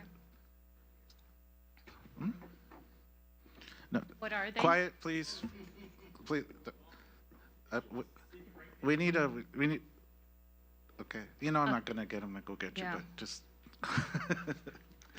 Okay, We so was- I don't have a motion to make then. I was going to do a directive and a motion, since our directives are needs to be voted on. Is that clear, city staff? City No, staff, no, is I that would- clear? I would prefer to have it in writing. I would like to rewatch the meeting, watch this meeting, put a precise staff report together to bring back for council to vote on. I think without me in the seat or the city attorney, this gives legs to any new staff. This was the ordinance or the resolution or the direction given by council to move forward with. I think that was the miscommunication from the May meeting, and I'd like to get in front of that moving forward. Okay. It was very strong and very direct what we said. All those points that you had here, compile them and just throw them in there, man. Okay. Like, there's just no, I mean, I said everything I had to say. She had said everything. Councilman Montero said everything he had.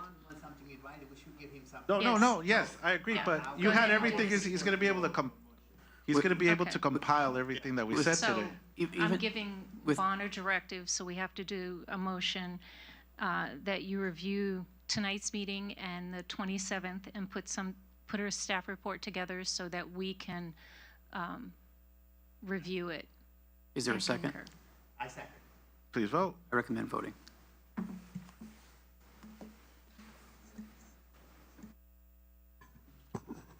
The votes are in. Voting reflects mayor and council voting yes. Thank you, ma'am. Elected officials reports, city treasurer.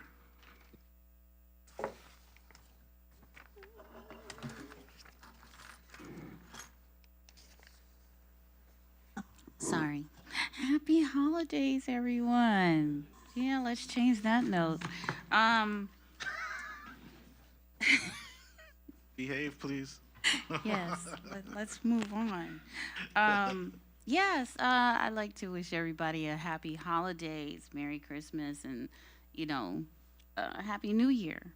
In this upcoming holiday, since we won't be back until after.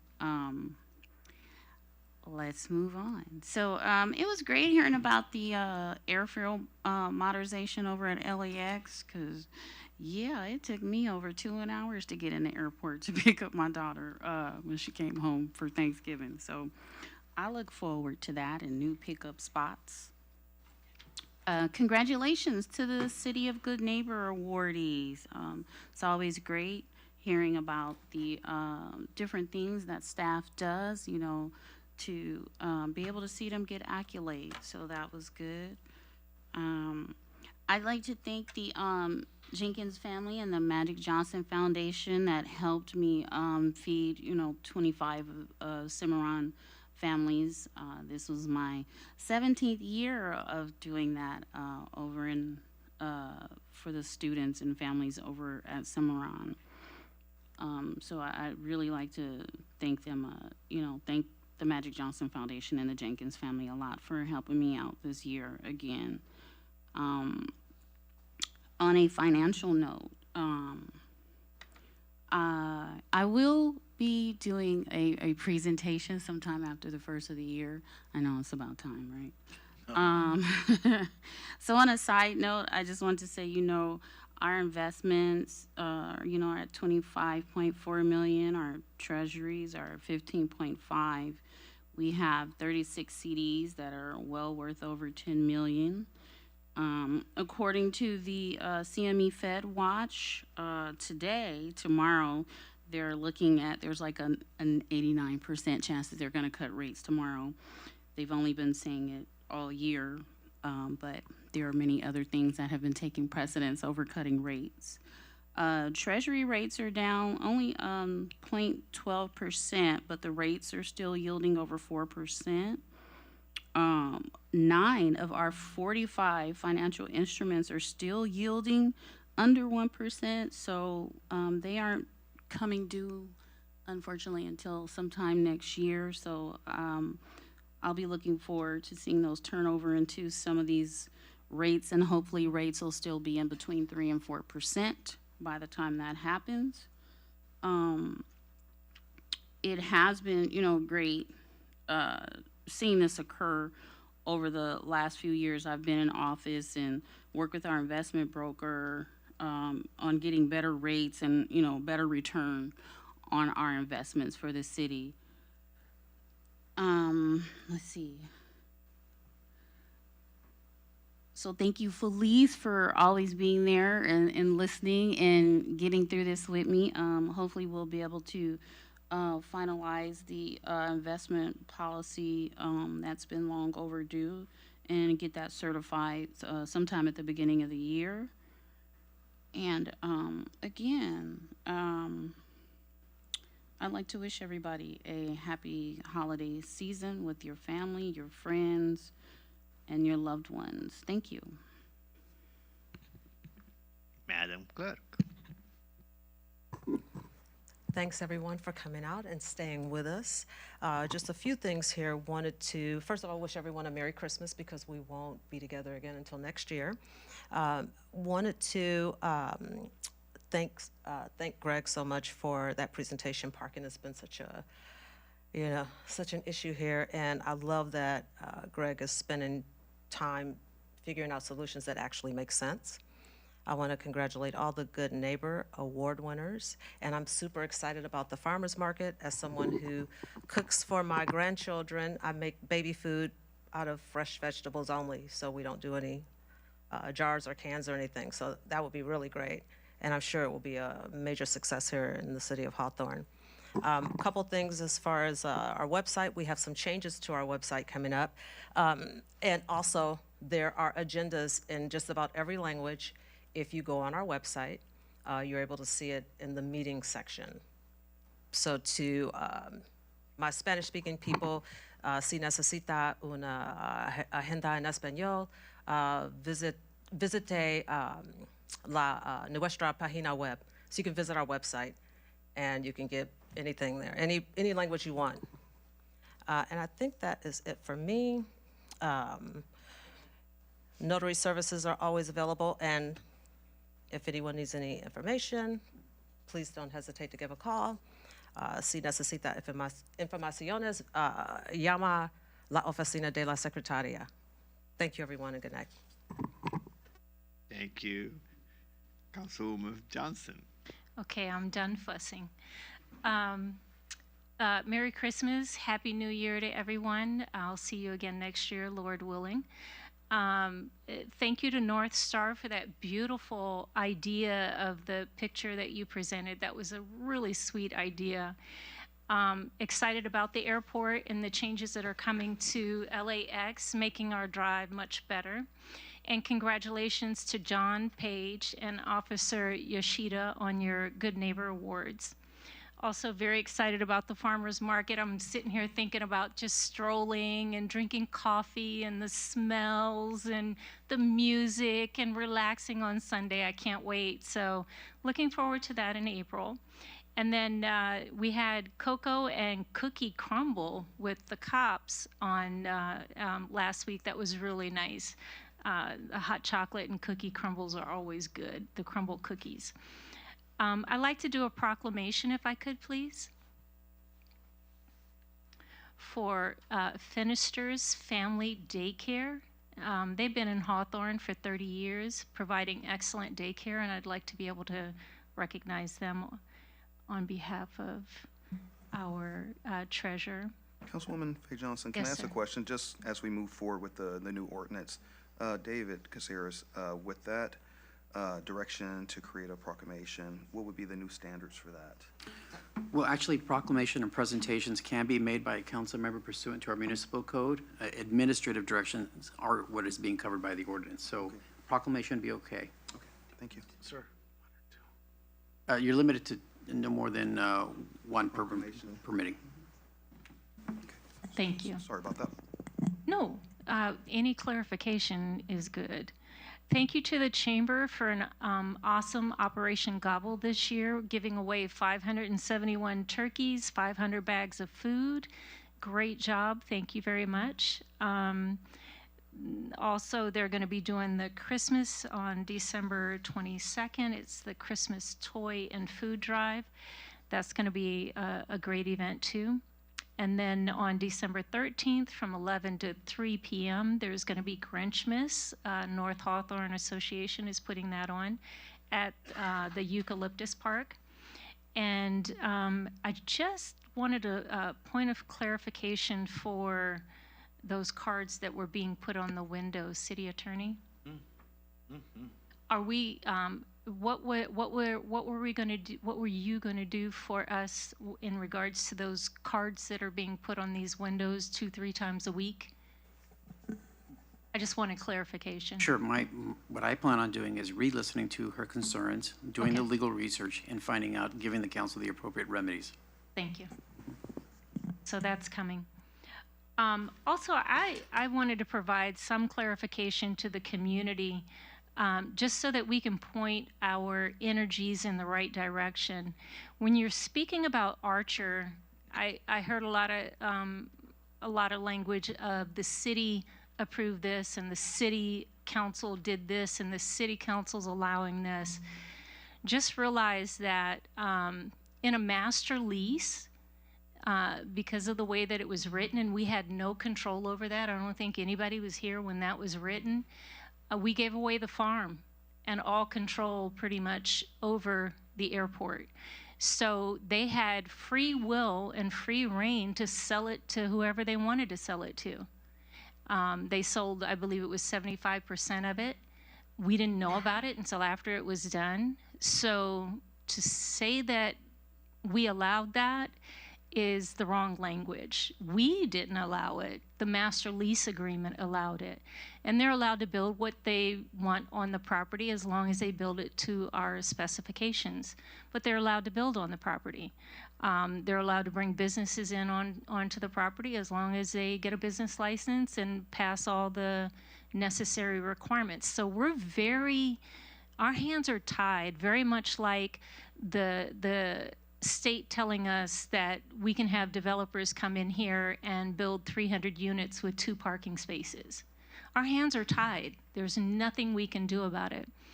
And again, I second what the mayor said. If it's a noise issue and you want your windows replaced, I strongly suggest you blow up your congresswoman's cell phone, office phone, email.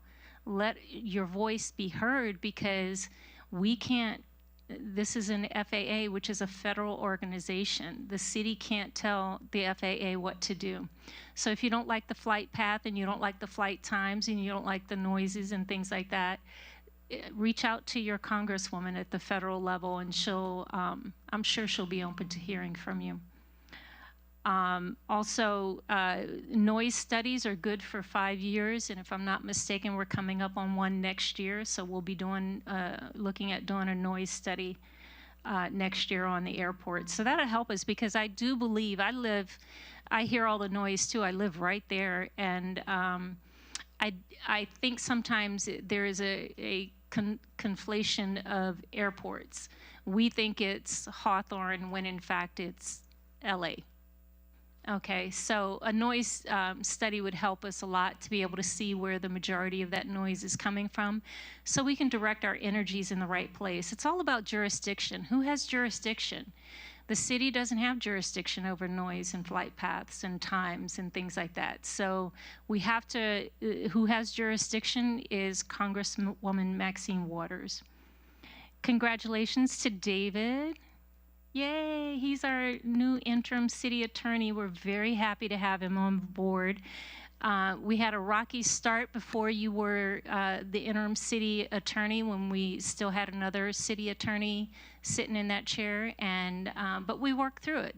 It's all a part of learning each other, and we become more experienced, more educated on both sides of the house, and it's about experiences and exposure, and I appreciate you very much. And Thank you. you're needed, a breath of fresh air. Thank you. So keep telling us no. I don't have a problem with that. Keep me out of jail. I need to stay out of jail. I got kids to feed. No, I have a kid in college. So anyway, that's it for me. Merry Christmas. Happy New Year. Yeah, I don't want you to be one of my students at my job. Holy moly. Okay, I know her. Okay. Sir, go ahead. Thank you, Mayor Mr. Pro Mayor. Tem, please. Again, good evening, everyone. Thank you for coming. It was a great meeting. I want to say, Merry Christmas, Happy Hanukkah, Happy New Year, because we're not going to be here until January. So before I go to all this stuff that I have to say, I'm going to give a directive. And a motion. Yes, a directive that I need a motion. But I would like to see us, for the second meeting in January, a contract amendment for the city attorney, for the intercity attorney to become a city attorney, and also for the interim chief of police to become chief of police. Yes. So, can I have a motion? I have a motion second. I second it. So just make it the second meeting in January, because the first meeting in January, I'm not going to be here. Oh. So I'll be in a business in Las Vegas, because it's, All right. But those are serious. So we vote, right? Do we have a motion? I had a motion. It was seconded by Councilwoman Johnson. Okay, please vote. We'll do all. Aye. Aye. Is that acceptable, Mr. City Attorney? For the record, we have Councilwoman Faye Johnson voting yes, Mayor Pro Tem Montero voting yes, Honorable Mayor Vargas voting yes. Thank you. Thank you. Anyway, so great presentation on LAX. We need to reform that a long time ago. Parking reinforcement ordinance. Thank you, Greg. It's a long time due. Because we need to bring more business to Hawthorne, and then we have to make sure that park is not going to strangle them, not to come, and it's good for us to have a plan to tell the developers, we would love for us to give us some parking, so before they can say the state said I cannot do no parking. So thank you for that. That was great. Farmers market. Thank you. Always been dying for a farmers market for many years. So thank you. For Vaughn for speeding up this. Thank you, Felice, for your financial quarter report. At least it was not that bad. It's pretty good. So, and we still, but we have a positive budget, right? Because a lot of cities are negative one side. So thank you for that. Thank you, Eric, for bringing us the Good Neighbors Award. So like I said, one of the officers of Cheetah, I saw him growing, since he was a little baby. And then for John and Paige, so thank you, well deserved. Also, I want to kudos to this Hawthorne City View. I don't know if you have seen this picture in the front of the grand open of the sport basement that was done. We also did a groundbreaking at Holly Park for the new restroom. So thank you, Vaughn, for all these projects. And today we did a site visit to our new city senior center and also the public works facility that is in progress. So we went there and we went up to the roof on the lift. So thank you for Vaughn and all the police department came with us. Felice and Erica and Chief Lane and Chantel and Catherine. So we did a site visit, and the things are coming along. So we're hoping that the public works facility will be ready by March, and then the senior center by April. So that's a good stuff coming up. It's a great. It's a lot of work, but great. Also, I was invited to go tour the National University that is right here on Del Air, next to the courthouse. So it's they have a beautiful facility over there on the 4th floor, and they have a lot of rooms, and they said that if we want to do events there, like retreats or some other meetings, we are welcome. So it was very good. And just to give you guys a quick update, some of you probably received emails about the C line and K line. That CK line does not affect Hawthorne per se. It's a project that is trying to bring Metro to South Bay, through Torrance, literally. And there is some different route, different opinion, different emotions, different amount of money, $3 billion versus $2 billion versus $1.5 billion. And there is some cities that are opposing one route. Some others are supporting one route. So the South Bay COG that we are part of, the 16 cities of South Bay. So I suggest for us to maintain neutrality, to be neutral. Yes, we do want Metro to South Bay, but not to say yes or no on a specific route. So it does not affect Hawthorne, but it will affect Lawndale, North Redondo Beach, if the Metro has their way. Okay, so just to make sure it does not affect Hawthorne. Also, I want to thank Connect the Federal Credit Union because I've been have a partnership with them for many years. So they actually donate food basket and gift card to 25 families at the preschool at the Jim Thorpe Park. I want to thank Richstone Family Center that gave a Christmas tree to the families of the preschool last Saturday. They gave a lot of Christmas tree to the families, so they don't need to go buy Christmas tree. So thank you for that. And again, I want to say to the staff, oh, Vaughn, did the staff going to have like a Christmas party? Absolutely. You will be invited, City Council. It's next Thursday. I think that's the 18th. Oh, yeah, the 18th, 18th yes. at the Memorial Center, starting at 12 p.m. Invites are in the email. Oh, okay. I want to make sure because those parties are fun. Absolutely. Thank you. So this Saturday, the 13th, so I have to be in 3 places, like 8 o'clock in the morning at Hermosa Beach for the Michael Learning Center, 5K Santa strolling thing, and then the Kiwanis Breakfast at the Memorial Center, and then probably stop by the North Hawthorne. So I'll be there late, Mr. Rubin, okay? So again, I want to remind everybody that we're going to have a Saturday, December 20th, from 9 to 1, a gun buyback in Hawthorne, okay? So we want to take some of these guns off the streets because we know there is some guns there that people just keep in their house, and then some people use them on each other, friends, relatives. So we want to decrease murder or decrease violence in our city. So let's do a gun buyback, but only for the residents of Hawthorne. We don't want people to come from other cities. So we're going to be checking. So it's a gun buyback. You will have some gift card we will give it away in exchange for your gun. So it's going to be right here at the Hawthorne City Hall parking lot from 9 a.m. to 1 p.m. on Saturday, December 20th. So make sure you bring your gun. You can have some gift card to go buy some toys for the kids. Okay? And just to remind people, we're going to have a restaurant week in Hawthorne in January. So make sure those restaurants out there, so make sure that we eat in Hawthorne. Spend your money in Hawthorne because you see how sales tax is our #1 revenues for the city. So we need to make sure we maintain that sales tax right here in Hawthorne. Shop, dine, and eat in Hawthorne. Okay, don't go to other cities because we do have some nice places over here, okay? Point of information? Yes. Vaughn, can you, because you guys have been working really hard on this, you and your staff, can you just give a brief description of what this is so the businesses understand and the residents know what's going on that week? Absolutely. I don't have the dates off the top of my head. I know it's the third week of January.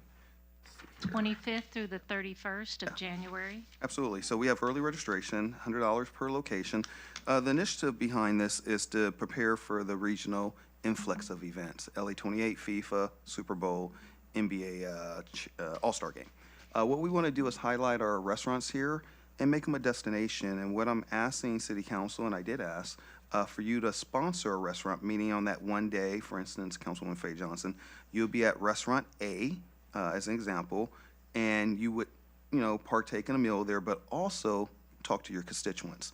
With that, we're working with the businesses or the restaurants to have a set menu, hopefully $10 to $12 for 1 to 2 meals, and we can have people from out of the city, in the city, frequent those restaurants. And then if it goes off well, we look to bring this back for LA28. So we want to highlight all the business in the city, small, large, have a set menu price, celebrating Restaurant Week.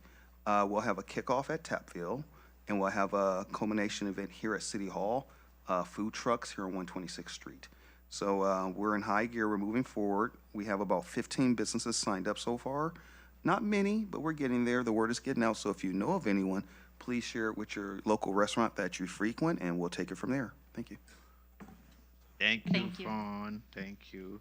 Just FYI, sometime in the spring, they're going to have public hearing to raise your sanitation bill that comes through your property tax. So they're going to have a series of public hearing to do that. Different cities, they might even come to our city council. It's not that bad. It's going to be probably about $34 increase for the sanitation because they need to, do some capital improvement project so our sewage don't spill on the streets. So, and also look at your electric bill. If you Edison, you might go probably February you'll see an increase. But if you Clean Power Alliance, that is Hawthorne 100% green, you're going to see maybe a slight decrease in our rate. So, enjoy holidays. Be safe out there. And again, Merry Christmas, Happy Hanukkah, and Happy New Year. And it's my birthday in 13th of January. I'll be turning 65 years old. How much? I'll be 65 on January 13th. Look it, man. He really doesn't, guys. Let's give him a round of applause. Happy birthday, brother. Yeah.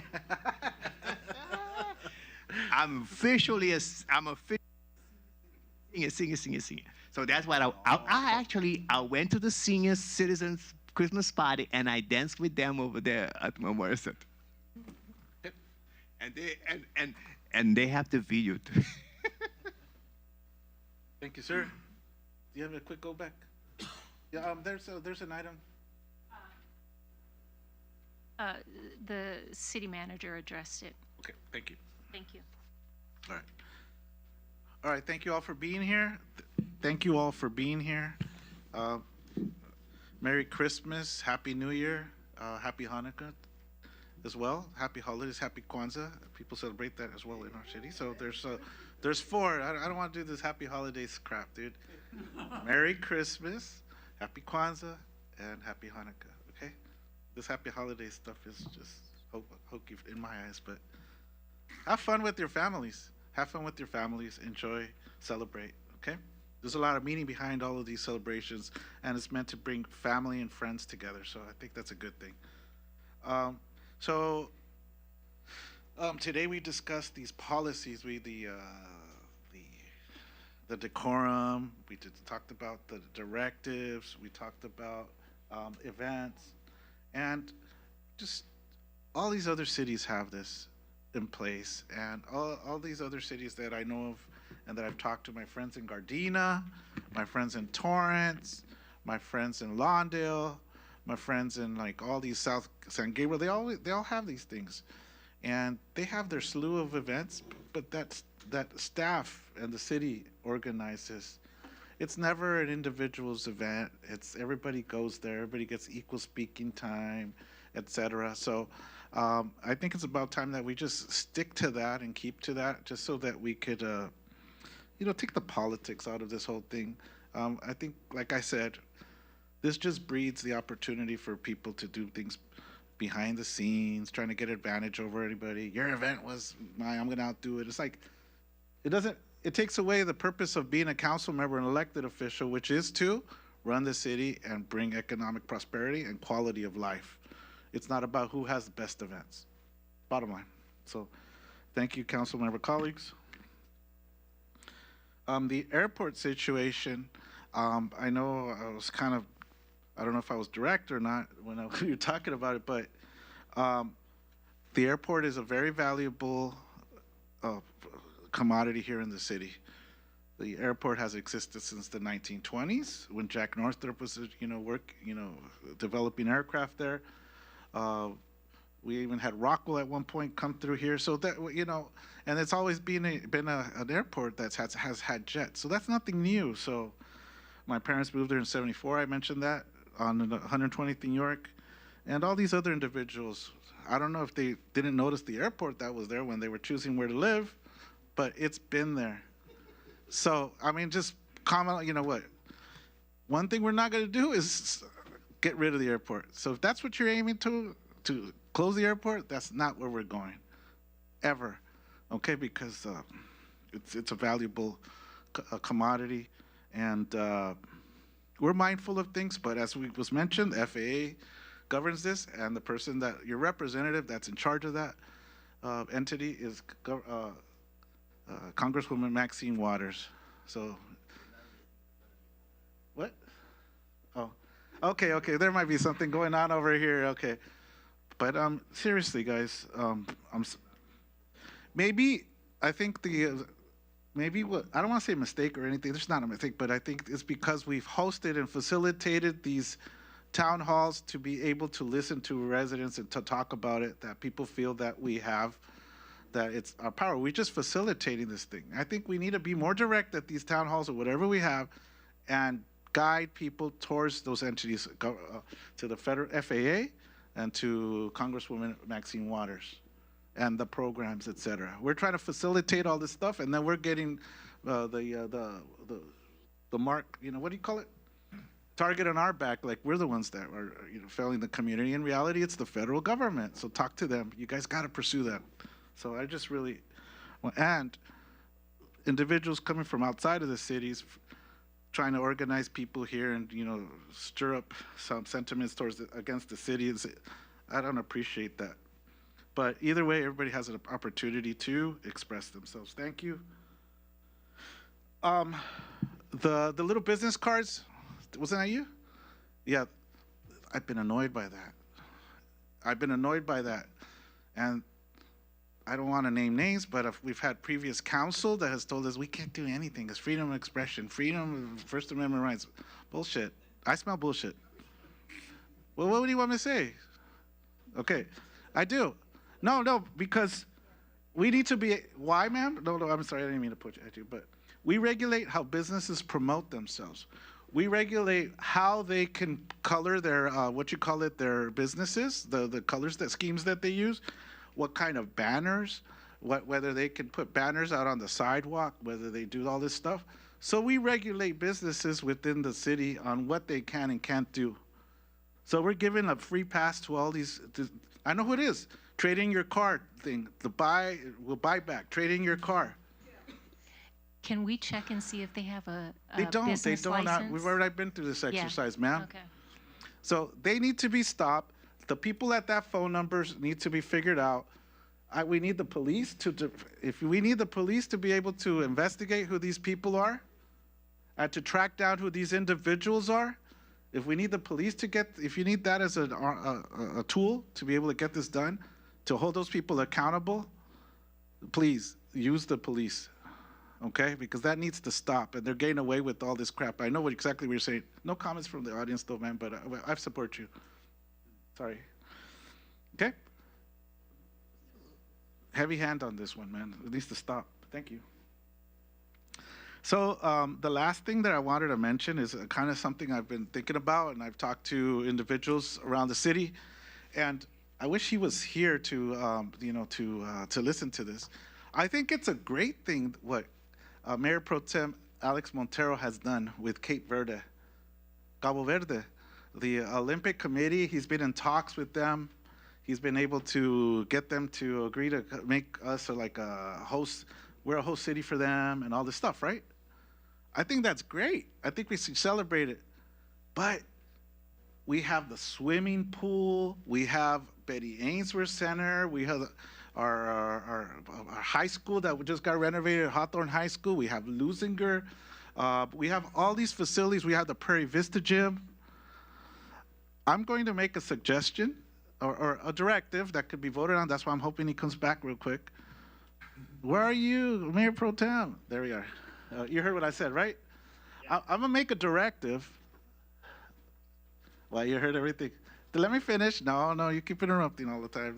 Remember, we have new rules. All right. I want to make a directive, and I hope you guys can see where I'm going with this. It's just like you did what you did.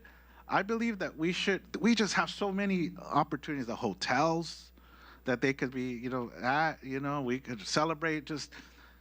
I would like to see if, Mr. City Manager, if you could have, on this one we vote, right? Have staff do research, find out who the Olympic committees are so we can make direct contact with them and have a package, have a list of all our facilities, make it nice and presentable, like a flyer or something that's presentable, professional quality, promoting the city and its facilities so that we could draw them to our hotels, to our sports facilities, right? Of course, we give priority to Cabo Verde, right? We need to give priority for them, but there's just enough of an opportunity to be able to have other cities, other countries come to our city to be able to. But let me finish. I know you're. But the thing is, I know we have a representative, somebody from LA 28 that we talked to, but we know how it is with those representatives. Okay, yeah, sure, I'll get the information over here. Yeah. And it's like, there's nothing like a direct contact, I believe. But go ahead, sir. Feedback, or whatever you want to say. I have a suggestion, actually, because I think the LA 28 Olympic Committee is not going to help us get the hosts. So if we want to host more countries, we have to reach out to their Olympic Committee, like, for example, the Nigerian Olympic Committee. Okay, go ahead. The Portuguese. The Portuguese, I have a name that I'm trying to get, to them. Even Pastor mentioned Ethiopian delegation. So we have to maybe contact the embassies or the consulate to say Hawthorne is willing to host your athletes before the Olympic Village open, right? Because they have to come 10 days prior to the village all that. Yeah. No, thank you for your feedback. And actually, that's what I was saying while you were coming back in. He's on board. I mean, I hope you appreciate what I said. But to reach out to them, to get a hold of them, their people, their committees. That's what I meant, Mayor Pro Tem, to reach out to their committees, because we have somebody that's an intermediary from LA 28 And it's okay, yeah, we'll get the information to these countries. And to lean on those people, we need to reach out. Just like he did and was able to do that, we can reach out. Reach out. Get them all. Get all the countries. Send it out. See who bites. See who bites. Maybe that's something that either a volunteer or... So that's your motion. Is there a second? But do you understand what I'm saying? Either I don't want to, and I don't necessarily want to have the city manager. Well, like, you know, we don't want to take them from a job. But if you think we need volunteers, We'll take care of it internally. I have a game delegate. plan, yeah. you have a way of doing it without like taking people away from their. This is important. This is an economic boom. This is something. And Mr. Mayor, let me tell you also, Congresswoman Maxine Water talked to me the other day that actually she wants to bring all these other cities that's not going to have no sport events. She actually wants to make sure that we're going to benefit from the Olympics. So she have a plan to bring all these cities that are not having sport events like Inglewood, Carson, and Long Beach. So these other cities like Hawthorne, all these other cities that are not having the Olympic events in their cities, she wants to make sure that she's going to intervene to help us out to get the benefit of the Olympic 28. Can we vote? And get window retrofitting too, right? No, I mean, we're on board. So, Mr. City Manager, Mr. City Attorney, Mr. City Manager, we're good, right? Yes, Can we vote? I understand the direction. Yes. Yeah, we can. We have to vote? We can still vote. I make a motion if you guys will. I second. Call for the vote. All in favor? No Dana again, Okay. so let's do it I over make a again. motion second. Please vote, guys. Aye. Aye. Oh, aye. She's not here. We have Councilwoman Faye Johnson voting yes, Mayor Pro Tem Montero voting yes, Honorable Mayor Vargas voting yes.